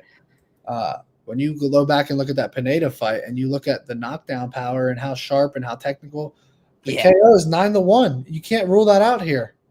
At that number, at 9-1, at that number, you cannot rule that out in this fight. Again, I lean Nathaniel Wood by decision, but the numbers matter. You go from plus 190. I would have hoped that I've gotten 2.5 to 1 on that number here. Yeah, it's just not where it needs to be, in my opinion. 9-1 here feels like a really crazy number. Man, if you can correctly guess a finishing outcome here on either side, my hat's off to you, because I don't see a clear path for either of these guys. They're just so good. They're so well-rounded. How about Morgan Charier? 10 pro losses, 9 of them by decision. A lot of splits. Right. That's why I was initially going to put Nathaniel in the cycle, bro. Yeah. When I saw that, I was like, he was a top 3 option in the decision leg for sure. You know what's interesting, and we'll get to Jordan Vucenic later on this card. One of the names on here, split decision. Paul Hughes, we know he's really good with Bellator. Some interesting names on the Charier hit list where he wasn't able to get done. Then Chepe Mariscal, split decision, could have been gone one way or another. So it's like, I think this is a super close fight. I got Wood at plus 150, felt great about the number. I was wrong in that I thought that Wood's money line at plus 150 would be better than his points prop on Friday. It doesn't look like it's going to be unless this line starts closing a little bit further. But English guy, and not only are you talking about the Pineda drop, bro, he dropped Andre Fili, if I'm not mistaken, as well. So Wood really this decision. That's a good win. I hate the Muhammad Naimov loss. Can you remind me? I thought it was a robbery, bro. Okay, I thought it was a robbery. I was going to say, can you remind me? I'm like blanking on that fight. Yeah, and Naimov had a couple of fouls. That was in October. What's that? Not even 2 years ago. Yeah, I mean, Naimov had a couple of October fouls in that fight. It was a really awkward, clunky fight where I was pretty big on Wood, and maybe I was a little biased, but yeah. What do you think about like Nathaniel Wood at 31 in this division? Yeah. I feel like this is like right where he needs to be prime wise. Yep. Whereas Charier like 29, like I feel like a few more fights and experience will get him to where he needs to be. I think Nathaniel Wood is I love this play at plus 120, bro. Yeah. Don't overcomplicate it. I mean, if you want to sprinkle on those maybe a 2-3 KO, I don't hate that at all because there's the fact that the KO is 9-1. I gotta look at that. I imagine you're gonna get 20-1 on those 2-3 KO. I think the problem, bro, is 9-1 round 2 KO, 34-1 round 3. You have to take a look at those, dude. I think the problem is that Charier's wins, like his impressive ones, don't do a lot for me. Manolo Zucchini, don't know anything about him. Gabriel Miranda, really bad at distance. He was dropped 3 or 4 times by Benoit Saint Denis as well, and we know Benoit is not the best distance striker in the world. Like, his wins don't do anything for me, and that's the tough part when it comes to taking minus 150 or whatever you're gonna have to lay with him right here. Yeah, fair enough, bro. All right. We're on the same page on this one. All right. Why don't we – Did you actually take Nathaniel already on the money line? I did, yeah. What number did you get? Plus 150. Bro, you're sharp as fuck, bro. Well, so can I give you an Austin? In all seriousness, Austin needs more credit on this show. Go join the Home of Fight Discord. Jake, can we please put that link in the YouTube chat? Because Austin consistently – and again, we joke all the time about the closing line value is cursed, right? Yes, but yeah. Consistently, he's getting 30, 40 points on when he locks in money lines a week in advance. I will admit to all 3,600 people watching right now, my biggest downfall as an MMA bettor is I don't lock shit in early enough. As far as when I see value on money lines a week, 2 weeks out, I just don't do it. It's not my skill set. It's not my strategy, right? It's just not what I enjoy doing. So, but Austin consistently is getting crazy closing line value. So if you guys want those plays a week before the fights, 4 days before the fights, 2 weeks, whatever it is, it's literally in the Discord for free. So I don't know, Jake, if you can put that link in there for us. But you guys should go join that Discord for sure. Yeah, and like, so if people want to know my process, just if you want to do it from like a scientific perspective, I model what I can on Sunday, like after the fights, and I will watch money line. So I've got sides that I want. Now, we got a comment, what is my model on Wood? This is a good example. I do not model a guy that has a sample size as small as Charier. I need a minimum of 5 fights or 40 octagon minutes, because if I modeled this fight, I think it probably would like Charier quite a bit because of some of the gaudy statistics he's put forth, right? Yeah. And so I don't have it, but then I know what side I'm going to be on, and then I'm just watching the number. It's like I'll take it early if I think it's going to drop, and sometimes it won't, or I'll just wait. Like, for instance, I've waited on Cate Fernandez this week. I wait, and really the only 2 reasons you should bet a money line in UFC: number 1, you want to beat the move on props or things like that, and number 2 is if you legitimately believe that all 3 outcomes are on the table: a knockout, a decision, or a submission. I find that that's very rarely the case, that it needs to be bet that way. It's really, you should only bet them early, trying to get ahead of the move, or you don't end up betting them at all. Or you just wait. Because, and I'm not afraid of a number moving against the side I like in UFC. We joke all the time. CLV's cursed. Bro, it like, yeah. You still to this day, can you explain to me why I got Mauricio Rofi by knockout at such a dog shit number early, and it went all the way down? Or actually, books, like random books, would have minus 200, and other books would have minus 110 even. Yeah. Like, we're not afraid of lines moving towards us or away from us, but consistently, again, to reiterate, Austin, when he finds dogs early on Sunday or Monday, he is consistently beating those numbers, and that's what's important as a money line bettor long term on the UFC. Like, he's killing that. Well, I try, and honestly, I think some of the turnaround I had last year was starting to get more disciplined about that. We'll try to get you guys working. Discord link. Matty, I got a working link. Jake will get it in there for us. Thank you. All righty, why don't we move on? Because this is an exciting next fight. It's the fight everybody's waiting for. Of course, there's only one reason why, Matty. Leg 3 of the cycle in this fight. You guys know we have a decision. You know we have a knockout. Matty, who are you taking by sub here? You're not taking Meatball Molly by sub, are you? Oh, I'm taking Meatball to sub this shit. Nah. Bro, guys, it's 2025, okay? I need all 3,700 of you to look me in the eye right now. If you're betting Meatball Molly Mccan in 2025, you're dead to me, okay? I'm not talking to you anymore. No, I'm kidding. But here's my philosophy, bro. Austin, I got to ask you with Alexia, because I know Austin is the one that told me to look at this number, and it was top 2 as far as submissions, and I love it now after watching a lot of shit. Could you actually find a lot of tape on Alexia or anyone in the chat right now? Because I had to go through this girl's fucking Instagram reels and YouTube and UFC Fight Pass, and the footage is so limited. Yeah. But the eye test is the eye test. We know how Molly Mccan loses. I see how physically strong, and I like this girl's technique with her wrestling and her takedowns. And we know what happens when girls get the takedowns and get dominant positions against Molly Mccan. Yeah. I was blown away. This number was at plus 450. I'm about to see, bro, because I guarantee across every book after that tweet came out, I don't know if we can get that tweet, Jake. I'm going to text it to you or put it in Telegram. Yeah. Because I think it would be cool to show it. But what do you think that does? Because you work at FanDuel, bro. You know how this shit works. Sure. When a number is plus 450 on a chick by submission, and she literally goes to Twitter and says, Molly, you better tap or go to sleep. What do you think that does to the market in general? Like, generally speaking. Can I be honest with you? I think outside of our followers that have like kind of like you gave out Tainara sub and they kind of know that as well as like that, I legitimately don't think that those tweets move the line very much. No, not really, because I mean Tainara is still plus 430 for sub on FanDuel right now. Shit. That was my question because I was about to yeah.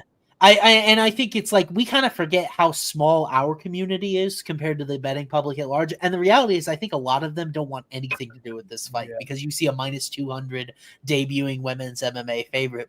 And by the way, Matty, I only watched the Contender Series fight she had. I didn't watch any of the regional stuff. So you got there to the submission based off of that fight and the number?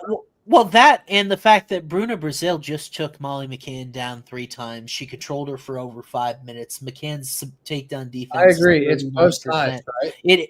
We're absolutely today. We're taking a calculated risk on this Alexia. Sure. Because look, this is a little bit disrespectful, but someone commented saying that she's fighting soccer moms. So there is a chance that the competition is low, right? We get that. But again, what is Molly's consistent weakness? If this number was plus 180, we're not playing it. Like 425 on Molly Mccan to lose by submission. She's done it 3 times already. Yeah. She's done it to fighters where she's been a significant favorite against. What, 2-1, 3-1 favorite? Am I tripping on when I say that? No, she was like 2-1 on Stoliarenko. She was like minus 300, yeah. And we're now getting, think about this, boys and girls. And again, this is like 3 of the cycle, so hopefully we get to it. We are getting the more physical, stronger fighter. We are getting the favorite, and we are getting her, by her words, the preferred outcome and her strategy at plus 425. Sign me up. I'll be shocked if this is the leg that cooks the cycle. I will be. I think Mick Parkin's the hardest leg. I think that the cycle is going back to back, bro. I really do. I locked this in at plus 450 when I saw you give it out because I'm like, oh my god, I got to get ahead of whatever Matty's gonna do to this number. But not to interrupt you, but do you think Molly's like actual KO ability and power is overrated because of that spin? A little bit, because there was a 3rd round spin against her away, even on I think if Alexia stood here like this and was like, Molly, throw a big spinning elbow or right hand to my chin, I think she would take it. I really do. Yeah, I mean, you got to think about how much the weight cut to 115 has drained her power because she's not at 125 anymore. She, if you land flush to the chin. And by the way, she's 34 years old. She's a little bit older. I was optimistic that this going down in weight would help her with her grappling issues, but that hasn't been the case at all. The Brazil fight was arguably her worst performance compared to the opponent. Like, Bruna hasn't had any grappling success against anyone else, and she was able to control Molly. I'm worried about the weight cut and Tainara, big, aggressive, and physical. And by the way, just a lot of output on the Contender Series. 101 significant strikes, 3 takedowns, and a submission attempt. That is a lot of activity in 15 minutes. I love Tainara. And by the way, it is so badass that you are making your debut at women's strawweight, and she comes out and says tap or nap. And we can laugh about that. Love that. It tells us the game plan. It tells us the game plan, and I think that is a boost in our direction. There is a reason that I doubled down on her sub. I didn't want to lose the cycle early on and then kick myself when this girl makes it look easy. Yeah. If you guys let's do an exercise real quick. If you guys know zero about MMA, look at this fucking graphic on the left of me. Who you taking, bro? Specimen on the right, or you taking the girl on the left? Alexia is gonna fucking take Molly down and find the back. End the story. I'll see you at the counter. I mean, honestly, it's a strength thing, and there's a lot of risk in this pick. Like I'm obviously being confident, and you guys, but there's a lot of unknowns for sure. It's a plus 430 leg. Sorry, bro. 1.5 to 1. Give me that all day. Absolutely. I totally agree. All right. Why don't we move on here? Next fight up on the card. Third to last fight. Really compelling sort of pick'em sort of movement in this fight. Now, short favorite is Gunnar Gunny Nelson, who comes out of the woodwork every once in a while to fight some can. I think he's got a little bit harder than a can, and my guy, Big Mouth Kevin Holland here. Matty, what do you think of this fight here? Holland is a short underdog. He has burned so many people so many times. Is this a matchup where he can get back on track? I understand everyone in the chat is going to hate what I'm about to say because they're going to remember that I got my head slapped betting on Kevin Holland in his last fight. I bet on Kevin Holland against Wonder Boy as well. The guy drives me fucking crazy. I commented on his Instagram before his last fight, and I said, brother, I'm betting on you. And I said, I'm betting big on you, or something along those lines. He responded and said something along the lines of, I'm betting 2 pennies and a Snickers or some shit. Something Kevin Holland would say, right? Yeah. Here's what I'll say to everyone, and I said this on the Show Me the Money pod. Kevin Holland is a semi-elite fighter at 170, and he's an undersized, mediocre fighter at 185. Gunnar Nelson is not Reiner to Ritter. Do you agree? Yeah, it's not even close. But Gunnar Nelson is also very durable historically. So that's why this fight's confusing to me. Okay. I will say one thing. Kevin Holland should not be a dog. This is a buy low spot. 10 times out of 10. Gunnar Nelson money line is definitely not the side. He is his fucking foot, his style on the feet is a terrible stylistic matchup against Kevin Holland. He fights like he's Wonder Boy, the way he moves on the feet with that karate style, and but he's not Wonder Boy. He's a grappler. Kevin Holland could land a big straight right down the middle. Kevin Holland could beat the shit out of that lead leg easily. It just comes down to, is Kevin Holland going to do something stupid? Is he going to do something dumb that gets him caught? I don't think he will. I think even a guy like Kevin Holland, who literally doesn't care about winning and only cares about money and entertainment, understands that he cannot lose this fight, bro. Yeah. Guy fights once or twice every year or two. Once every year or two. He cannot. Kevin Holland, even though he's a fan favorite, if he comes out and gets subbed in round 1 here, would the UFC look at cutting him? What do you think? I don't think they do it, but at some point, you have to fucking win, bro. You have to win at some point. This is at 170, so we know he's going to be in shape, right? Because he has to make the weight. Yep. And he's going to come out, and he should be able to land big leg kicks and throw big right hands down the middle. And he should be able to win this fight on the scorecards or by TKO. I'm going Kevin Holland as a dog here, but it's hard to trust him. There's a reason I left him out of the cycle. Yeah, I love Holland inside the distance here, man. And that's your guy. I hope you guys saw my boy DJ. He's tuning in. The parking ticket. I want you guys to go to his YouTube and tell him he's a peasant right now. But I went on his phone. If you guys don't know the story, I'll keep it very quick because I don't need to move on. I went on his phone when we went out for drinks, and I bet the cycle parlay last week 1,000 to win 26,000 out of his account, and it hit for 26,000. And here he is talking shit, bro. Get out of here. Get out of Well, here. I mean, I think it may have been a very different tune if it was any of our other cycles, but I digress. Fair, that's my boy. That's his. He's a sarcastic prick. I love him. We have a love-hate relationship, but he can never say shit to me again because I could lose 25 in a row and he's still up money and tipping my picks, bro. Okay. I love Holland inside the distance here. I not only think he's such a powerful, athletic dude at 170. This is where he needs to be. I tweeted out the splits of Kevin Holland with his win-loss record and his takedown defense at 170. Like the knucklehead he is, he says he's not committing to 170 long-term. He can only fight at 185 if he's going to fight someone that doesn't take him down, and that's very few. Buckley at 170. Look how well that's aged. Yeah. Like I honestly, if Holland wins this fight, wins another 170, he could get the Buckley rematch, and he could win it, and he could be back in the top 10 if he could, But the sport really that would be crazy when you think that would be taking it seriously, which you can't always trust him to do. But let me ask you a question before we move on, because you said you like him inside the distance here, but yeah. Gunnar Nelson, 0 losses by sub, 1 loss by KO. You don't lean money line here, just well, I mean, I played the money line, but at the end of the day, I look at Nelson and he seems to me like a shell of the guy that accumulated those records. He had the decision win against Takashi Sato, and then Brian Barberena, he subbed in the first round. Those were gifts. Those were freebies. Those are honest, because also his one knockout loss was 2017. Holy shit. This guy never fights, bro.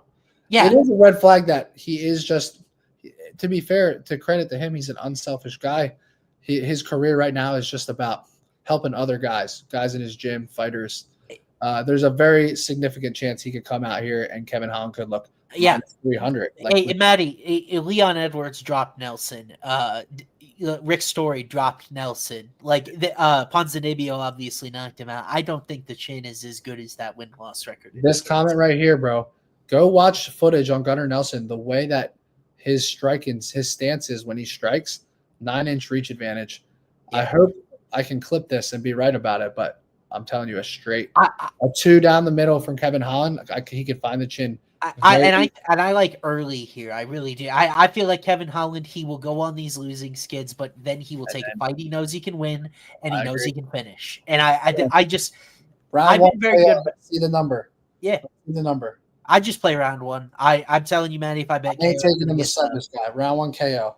He would be crazy. I think Chiesa was an anomaly because Michael Chiesa consistently gave up that front choke, that Darce choke, right? Gunnar Nelson, I'll take my chances. I feel the same way about the fighting nerds when I bet these fighting nerds by knockout. I feel the same way here with Kevin Holland. Those are long limbs. That's fine. I'll take my loss, but Gunnar Nelson, 0 losses by sub. Kevin Holland does not even want to fuck around with any grappling in this fight because if he does and makes a mistake, he can get caught. He needs to knock this guy out. And I think round 1 knockout, I think you're onto something here. I'm going to play it on my card. We're going to get round 1 KO TKO at plus 600. I'm going to the counter right now after this show to bet that shit. I love Holland early. Now, that is a crazy number. Yeah, I'm telling you. Okay, round 1 is plus 480. Isn't that good enough? Is that good enough? Ponzinibbio knocked him out in round 1. This is a crazy number. It is. I just am a buy low spot. We're going to clip this. Kevin Holland, round 1, KO TKO, plus 600, buy low spot, USC prop of the century. You guys go run to the counter and put that in. 6-1 is insane for this style. Play the round. Play the round, everybody. Play the round. I'm telling you. It's plus 480 is round 1. Play the round. It's the better can decide.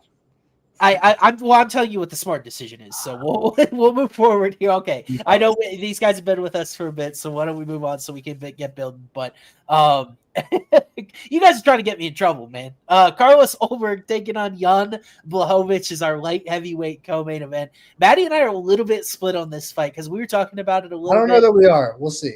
Okay. Back and forth on this one. It is a tough fight because you have Jan's experience and his championship pedigree and generally good durability against City Kickboxing's new hot kid, right? But he lost a little bit of steam. He goes the full distance against Volkan Oezdemir, wasn't knocking everybody out. Did we miss Jordan Vicenik? We may not have a slide, but we can circle back and look at it. Let's do it right after this one, bro. Okay. All right. Why don't we talk Olberg Bovich real quick, and then we'll circle back to Vucenic Duncan. Yeah. Good. Oh, you're on me? Okay. I'm throwing it to you. Yeah, no, thank you. All right. A couple things on this fight. There is a chance Jan Blachowicz has like a Glover Teixeira-esque 42-year-old run at light heavyweight, right? The guy's got that Polish power. He's got some grappling. He's a tough fight for anyone in the top 5 or 10.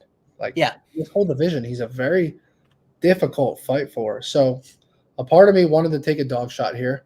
A part of me looked at that Poatan fight and saw him get the back early and nearly set a rear naked choke in, and question, is 17-1 enough value to get this to sprinkle on the sub against a kickboxer in Carlos Olberg? I almost got there. We'll see if I get there tomorrow or not. Yeah. When I build my card. I think Austin even mentioned, like, hey, what about a sub on either side here? Right? I don't know that. I know Blachowicz obviously was subbed by Glover Teixeira, but has he been subbed otherwise? Not in my memory. Maybe long ago. But I'm a fan of Jan Blachowicz. I like his fight style. He's 42. We just don't know what we're going to get out of this fight. You know, he literally has not fought since July 20th. That Pereira fight. That's what, over a year and a half ago. Yeah. And you just don't know what you're going to get. I mean, he was 40 and a half years old. He was basically 40 years old when he fought Poatan. Now he's 42. It's like, what are we going to get out of him here? Has he just been preparing this whole time? Surgery. With one surgery. Well, I know the surgery, but with one big finish here, he's right back in the mix. Because Carlos Olberg is a guy that is very well respected, you know, in this division. I'm very torn in this fight. My original read, as I told Austin over text, I was hoping to get a good number, and I couldn't. I am getting deja vu on this fight where Poatan was able to – he was getting taken down, but he stayed safe, and he landed more damage, and he won 2 rounds to 1. And I rewatched that fight 3 times. It was not a robbery. Poatan clearly won rounds 2 and 3 with damage, and he lost round 1 because he nearly got submitted.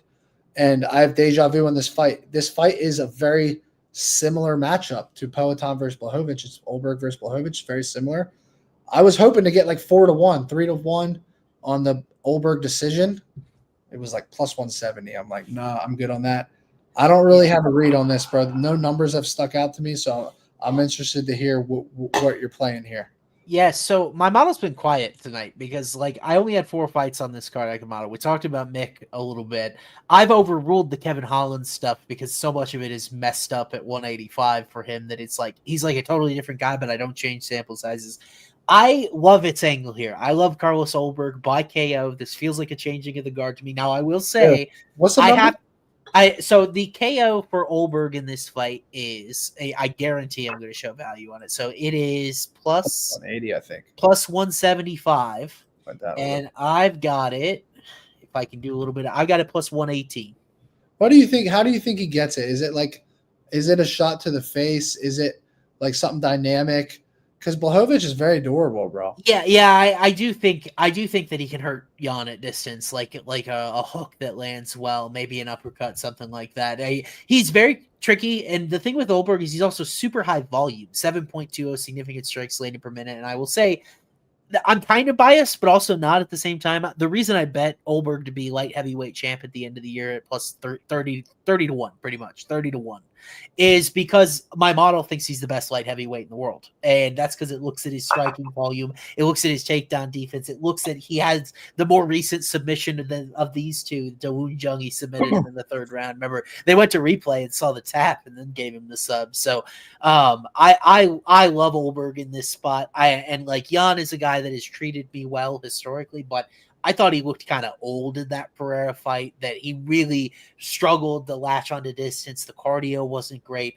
Olberg is coming off a fast, active 3-round fight against Özdemir where I thought he did really well. Interesting that there's so much Jan love in this chat. We've seen older guys have success at I'll tell you what, bro. Recently. Weird vibes on just the amount of people, just even in the chat right now and in general that I've seen on social media and texting me. Like, he is a popular dog, and What do the UFC want right now? They want their nice little shiny toy at light heavyweight. Yes. Especially after Peloton losing to Magomed. You might be onto something here. I just wish the number was better, bro. I really do. Yeah, I got plus 200 when we were talking about it. What do you think about a 2-3 KO for Olberg here? I haven't decided. Do you think he starches Jan in round 1? Because Jan, his KO loss was in round 3 against Thiago Santos. Yep. And then his other one, I don't even see on Tapology. I don't know when it was from. Probably a long time ago. He's very adorable, but I can see a 2-3 for Olberg here. Yeah, I haven't decided if I want to go early or late yet. And like, yeah, everything about Jan says later because he's been so durable, good striking defense, 53%, even though that's not great. But like, I just have a gut feeling that Jan, off these layoffs, Olberg, so long, athletic. I mean, the dude was basically on The Bachelor in Australia. This is the type of guy UFC wants to fight for the title.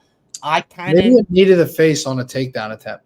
Yeah. Bro, round 2s by knockout for Carlos Olberg, 8-1, and round 3, 12-1. How do you not sprinkle on those? I think so. Round 1's the shortest. 4-1. I think you sold me on 2-3 KO. I got myself there based off of your analysis and based off. This is more of an intuition play for me. It just feels like this is like the changing of the guard. Peloton's not the champ. Jan's 42. Olberg's the new shiny toy.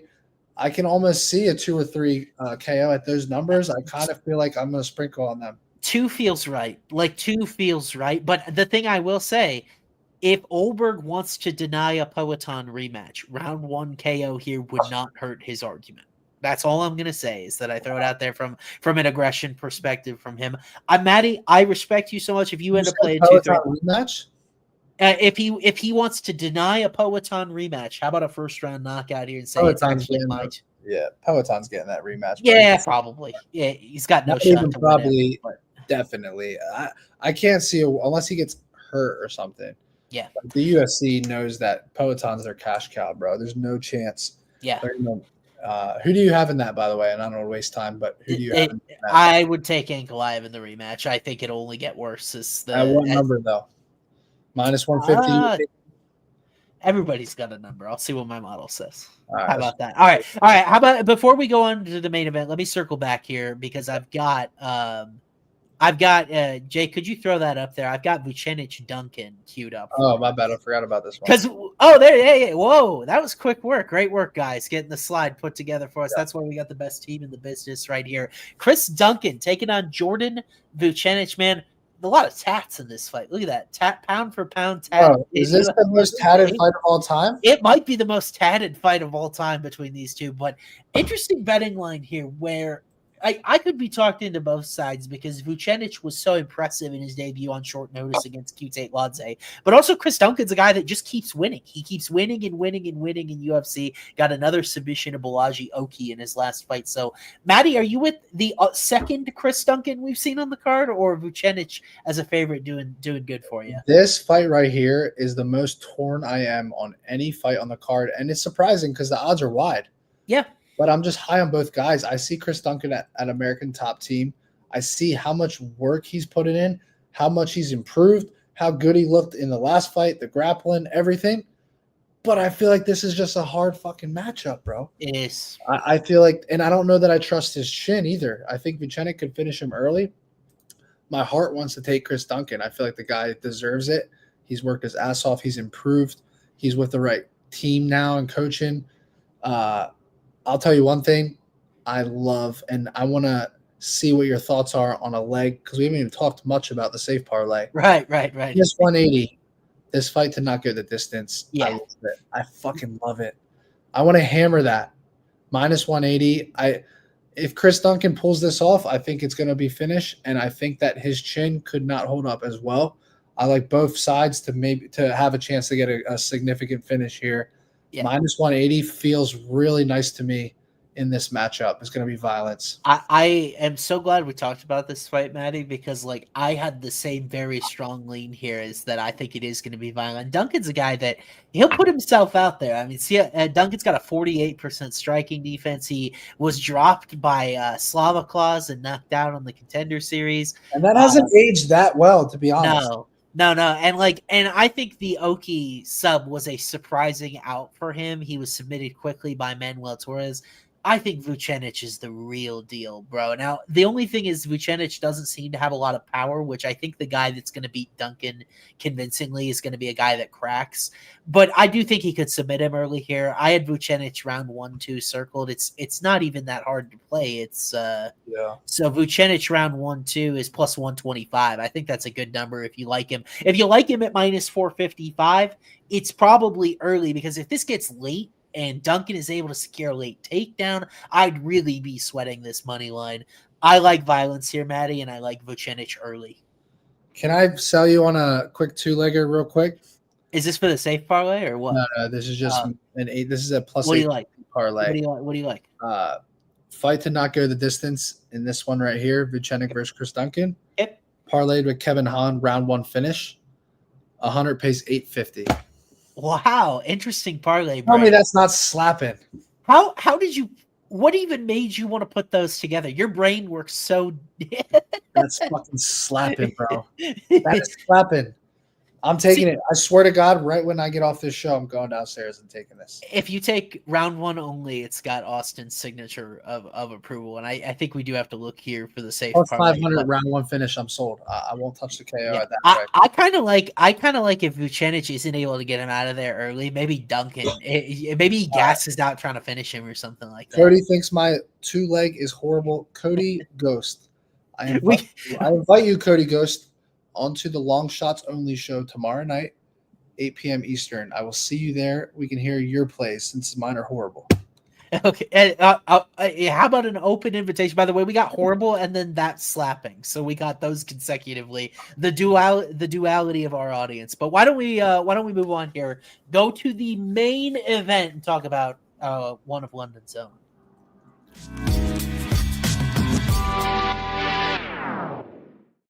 Let's go. Alrighty. So Leon Rocky Edwards loses his title against Bilal Muhammad. You and I both on Bilal around plus 200 in that fight, by the way. Now he's kind of dropped here. This weird purgatory of like when a guy loses his belt and he's now got to go fight in a main event somewhere, be a contender fight. It only gets weirder when he was supposed to fight Jack Della. Now Jack Della's going to actually fight for the title. And in steps Philly's Sean Brady. And odds makers have a weird amount of confidence in Brady on short notice. He's minus 166 against his guy as good as Rocky. Matty, we kept this out of the cycle. We haven't really talked about it a lot with each other this week. I have a pretty clear way I want to play it. I'm curious what you think about this fight. This fight has my head spinning, bro. I don't see a lot of value on this main event. There's a lot of question marks. I'll tell you what, I'm still not sold on Sean Brady's striking. Okay. He can win minutes with his striking, but I just don't see the finishing upside or the ability to hurt anybody with his striking. Even when Gilbert fought him and didn't look like the Gilbert Burns we know and love. Yeah. Gilbert wasn't damaged at all, bro. I saw him fucking 2 days later. It's like he didn't even fight. And that's no disrespect to Sean Brady because the dude's an elite grappler and I think has a legit chance to win this fight. But he just doesn't inflict damage on the feet the way we would want to see. And Leon is elite when it comes to just, striking at range. I mean, he's very good. With all that said, I do think that Sean Brady isn't as good as Bilal when it comes to getting takedowns, but I think he's better than Bilal as far as controlling on the ground and seeking submissions. And I think that's how he wins this fight. I could not put Sean Brady by decision in the cycle. I could not put Sean Brady by submission in the cycle because I'm a little bit torn here. My gut is telling me Sean Brady wins by decision with control time, 3 rounds to 2. That's my final answer. Yeah. I don't remember, though. Edwards is he seems so hard to stop at this point, right? Like he's only ever been quote unquote finished once. It was a DQ, so he's really never been finished. And like the Kamaru Usman fight pretty much went all 15 minutes or 25 minutes both times. We had the head kick mixed in there. But then he goes 25 with Bilal, where Bilal was really all over him in those spots. And I don't really think there was a spot where he was in danger of being finished in that. Bilal, you mean? No, Leon against Bilal. Yeah. Bro, if anything, Bilal was in more danger. Now, Bilal dominantly won the fight, in my opinion. Yeah. And we need to give him credit for that because it was not a robbery. He looked great. He looked phenomenal. But Leon had Bilal's back Yeah. Leon also landed big ground and pound at the end of round 5. So there's something to be said about that. But Sean Brady is very good on the ground with control and seeking submissions. He's not going to make mistakes down there. Yeah. Leon also doesn't make mistakes down there, which is why I think Sean, this is another Roman Dolidze spot where I think we're just getting the more well-rounded guy against a historically durable guy. Yeah. To win by decision. But I mean, is the number? Plus 150, plus 170? It's plus 170, so it's okay. Yeah, I might play it, maybe. I don't even like it. Yeah, I've got it plus 163, so I'm almost right in line with odds makers. Right. And like the thing that is difficult for me with Brady, or I should say, what is different about why he got stuck at distance against Bilal Muhammad is Muhammad has the best analytical takedown defense at 170 of anybody. Anybody out of the rankings. It's a bad matchup for him, right? It is a horrible matchup for Brady. Edwards is just 65%, and we've seen him taken down a ton in recent fights. I mentioned the 9 against Bilal, but also people forget just how easy Kamaru Usman made it look, and Usman won. He got 5 of them. Usman got 4 takedowns in the second fight. Really, the worst performer against him in that regard recently was Colby. He got 2 of, I think it was 12, 14, something like that. But Colby looks washed and has the last 2 times he's been in there. I think Brady is going to secure 4, 5, 6 takedowns here. Maybe Edwards is able to keep his feet a round or 2 late, but I like Brady for round 4 or 5 decision here. It's plus 125. Feels like a solid number for him to maybe eventually wilts Leon under the pressure, but Leon really isn't going anywhere very quickly. Doesn't make a lot of mistakes. He's a BJJ black belt himself. I know maybe I'm shaving sense off. I don't have to from the decision, but I think there's just something in my gut. I want to get that late finish just in case, because Leon has spent a lot of time on bottom without getting finished. It's not typically the way it works. So Leon has not faced a submission grappler like this at all. Yeah. Who is even comparable? Yeah, because like Bilal and Usman are not really BJJ players. Bilal's a wrestler with elite cardio and pace. It's a totally different matchup, even though it's both grapplers. I need to actually look now. I'm curious. I mean, Gunnar's there. Didn't get a submission attempt off. Split decision. Leon, yeah. I mean, I just think that Kamaru and Bilal are more similar versus Sean Brady. It's just a different style. Here's what I'll say. You got me looking at 3, 4, 5 sub for Sean Brady. I'm really considering it. If he's just relentless and the cardio and the pace is there. And Leon, bro, is there a chance Leon's a little bit overrated? I think there's a lot of a chance. He has hurt him. Kamaru Usman pretty much won almost 2 fights, minus the head kick and minus a round in the second fight. Yeah.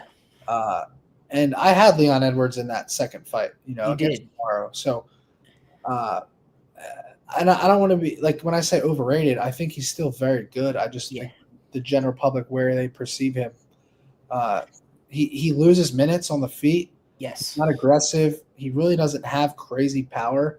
He has some nice head kicks, but some nice kicks. He's some vicious kicks.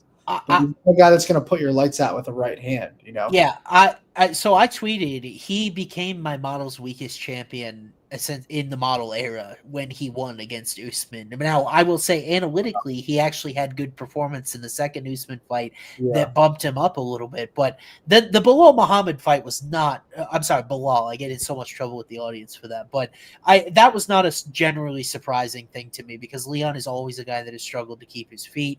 And when you're talking about that matchup with Sean Brady, I'm getting the feeling that we need to see Jack Della against Sean Brady for a number 1 contender fight with Bilal. And it'll be interesting what my model result is and how we feel about Jack Della and Bilal. But it feels like those two are on a trajectory course where I kind of like Jack Della against Sean, but this particular matchup to me favors Brady. Yeah.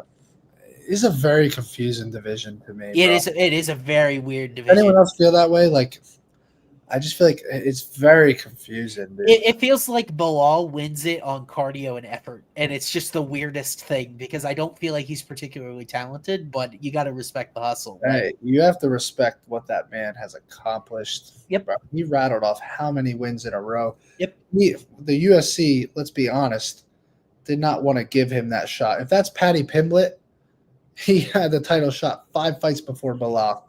If that's an exciting guy in another division, he has the title shot early. We joke on the pod. It's like if Paddy wins one more fight, is he already in a contenders fight? Like we know that the UFC is a business, right? Yeah. Bilal did it the hard way. Like he made it up the rankings. He won a million fights in a row, and he earned that title shot. And he won fair and square against Leon. I just think Sean Brady will be able to control Leon on the ground, and Leon will be able to play it safe. But there is a chance that Leon over time could get frustrated if that happens, and that's why I'm like lean the 3-4-5 sub. I'm going to keep this out of the cycle and other stuff, but I would consider a quarter unit sprinkle or a 0.2 unit sprinkle on 3-4-5 sub for Sean Brady here.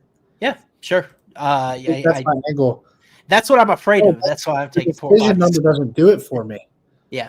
It's not enough. It's just not enough. I need plus 250 or something. I mean, at this point, you need at least 2-1 to get your juices flowing, right? I mean, all the wins and everything. You got $1,000 these numbers here. Sean Brady round 3 submission plus 2,300, round 4 plus 2,800, round 5 plus 3,100. So interesting. I don't hate it. Yeah, I don't hate it at all. All right, Matty, we know what your cycle parlay is. Why don't we try to build a safe parlay and get on our way here? You know my leg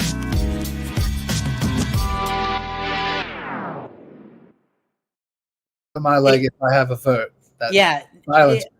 I like Vucenic. Duncan doesn't go the distance, minus 182. That fight screams barn burner. Now, what I was going to ask you, what do you think about Wood Charier does go as the second leg would put us at plus 119? So what's the number?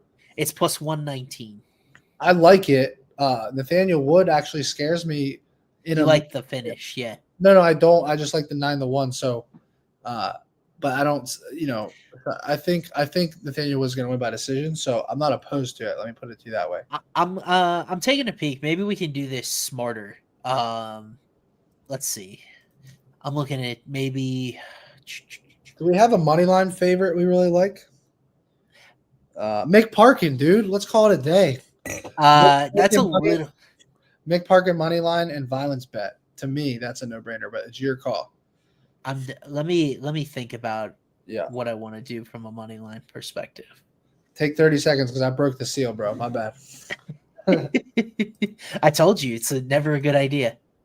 Yeah, Parkin's a little bit dicier than I would want to hope for a safe parlay per se. Boy, it is not a good safe parlay week. As I'm looking at the particular money lines and things like that. I could throw Brady money line in there and see what Matty thinks about that. Puja money line's not a safe parlay angle. We got a Puja comment. Taka. I like her. I think I lean Herbert. I don't have a strong lean in that particular fight. I don't think Mick is safe. I don't think Herbert is safe. I like Keelan Lawford not going in the safe parlay. I don't feel good about Duncan. Honestly, Matty's guy Lonnie Kavanagh is probably the money line that stands out to me, minus 290. I think that's an affordable price. Matty, I wanted to get your thoughts on if we do a money line in here because I don't love any of the totals. Brady money line is a consideration. Do you think Leon's got a path to win? Of course. He deserves that respect. I personally don't like the main event at all in the safety parlay. Yeah. Really executive. Well, I was going to say, what do you think about just putting Kavanagh money line in there then? I was thinking about my preference would be either Kevin Holland. I know that's crazy to put in the safety parlay. You know what, dude? I am going to do it because I'm going to put my money where my mouth is. I said all week Kevin Holland should be like a minus 150. At the end of the day, with Kevin Holland, you either believe in a buy low spot or you just don't believe in the guy in general. If you're a value bettor in MMA, this is at 170. It's against a one-dimensional guy, and Kevin Holland's back is against the wall. You have to trust that he's going to get it done. He could look so stupid. We know the risk, but he should not be an underdog at 170. This is the Kevin Holland. This is the Kevin Holland avoids unemployment safe parlay. It's we're doing it. It's a little higher than we usually do. It's plus 216, but we're going to go Vucenic Duncan. Did you see Kevin Holland's post, by the way, or tweet? About what? so I'm summarizing or I'm paraphrasing here because I don't remember it word for word. Long story short, he's like, hey, I owe my fan base a win and to take this serious and get it done. You know, so okay. No, look again. You either buy into this shit or you don't. With fighters, what they say, same concept of Alexia, what she said, which we love, by the way. But look, bro, it's at 170. Gunnar Nelson fights once every year or two. If he loses this fight, he's a fight away from being in danger of his job, no matter how entertaining he is. I'm sorry. I forgot my responsible gaming say. I got to put safe parlay in quotes, bro. I got to put it safe parlay in quotation marks. It's always a joke. Hey, all right. So let's throw Matty. Do we have Matty's cycle up there too? Okay. I just tried to delete it. There we go. Okay, so there's Matty's cycle. If you missed it already from his videos and things like that. Wait, who banned? Bro, that's what I said. I tried to delete it and I fucking banned you, dude. You banned me from my own chat, bro. Bro, how do I fix it? Jake, help me, bro. Can you still throw my comment up there, though? I can. Right there. Yeah, okay. There we go. So there's the safe parlay. Matty's cycle above it. We are 2 hours deep, and Matty's quite a few alcoholic beverages into the evening as well. So I think it's time to call it a day. Check up on these March Madness scores. Thank you guys so much for joining us. 13 fights in the till for UFC London. I'm pretty sure we got a show next week, right? I'm not mistaken there. We've had a show every week for a long time now. I'm taking a look. It feels like a break is coming. Yeah. How about this? Mexico City, Brandon Moreno, Steve Ursig next week. So that'll be a good one to talk about as well. Can't wait until we then. Matty, take care, bud. Hope all your bets cash. Hope we hit another cycle parlay. Until next time, guys, take care. Guys, got to say, last thing. Don't end the stream yet. 4,600 viewers right now. We appreciate every single one of you. I think that's a record for the breakdown show, at least. Please go like and subscribe on the YouTube. You'll get notified every time we go live and every time we give out predictions. Tomorrow night, 8 p.m. Eastern, or 8:30. Is it what 8 p.m. Eastern? The Long Shots only show with myself and Hey Jive. If you're talking shit in the chat, come and give us the picks. Okay, you can't talk shit and not give picks. You got to back up your shit. Come on over tomorrow night, 8 p.m. Eastern on my channel, and we have the same consistent people that come on every week. These guys are sharp. I'm telling you, a guy hit a 45-1 decision parlay on the show. I mean, guys are 2 minutes away. Another parlay was 2 minutes away from an Andre Lima decision from another 50-1. I mean, the guys are crushing it on the show. So come back tomorrow night, 8 p.m. Eastern. We'll see you there. All righty. Sounds good.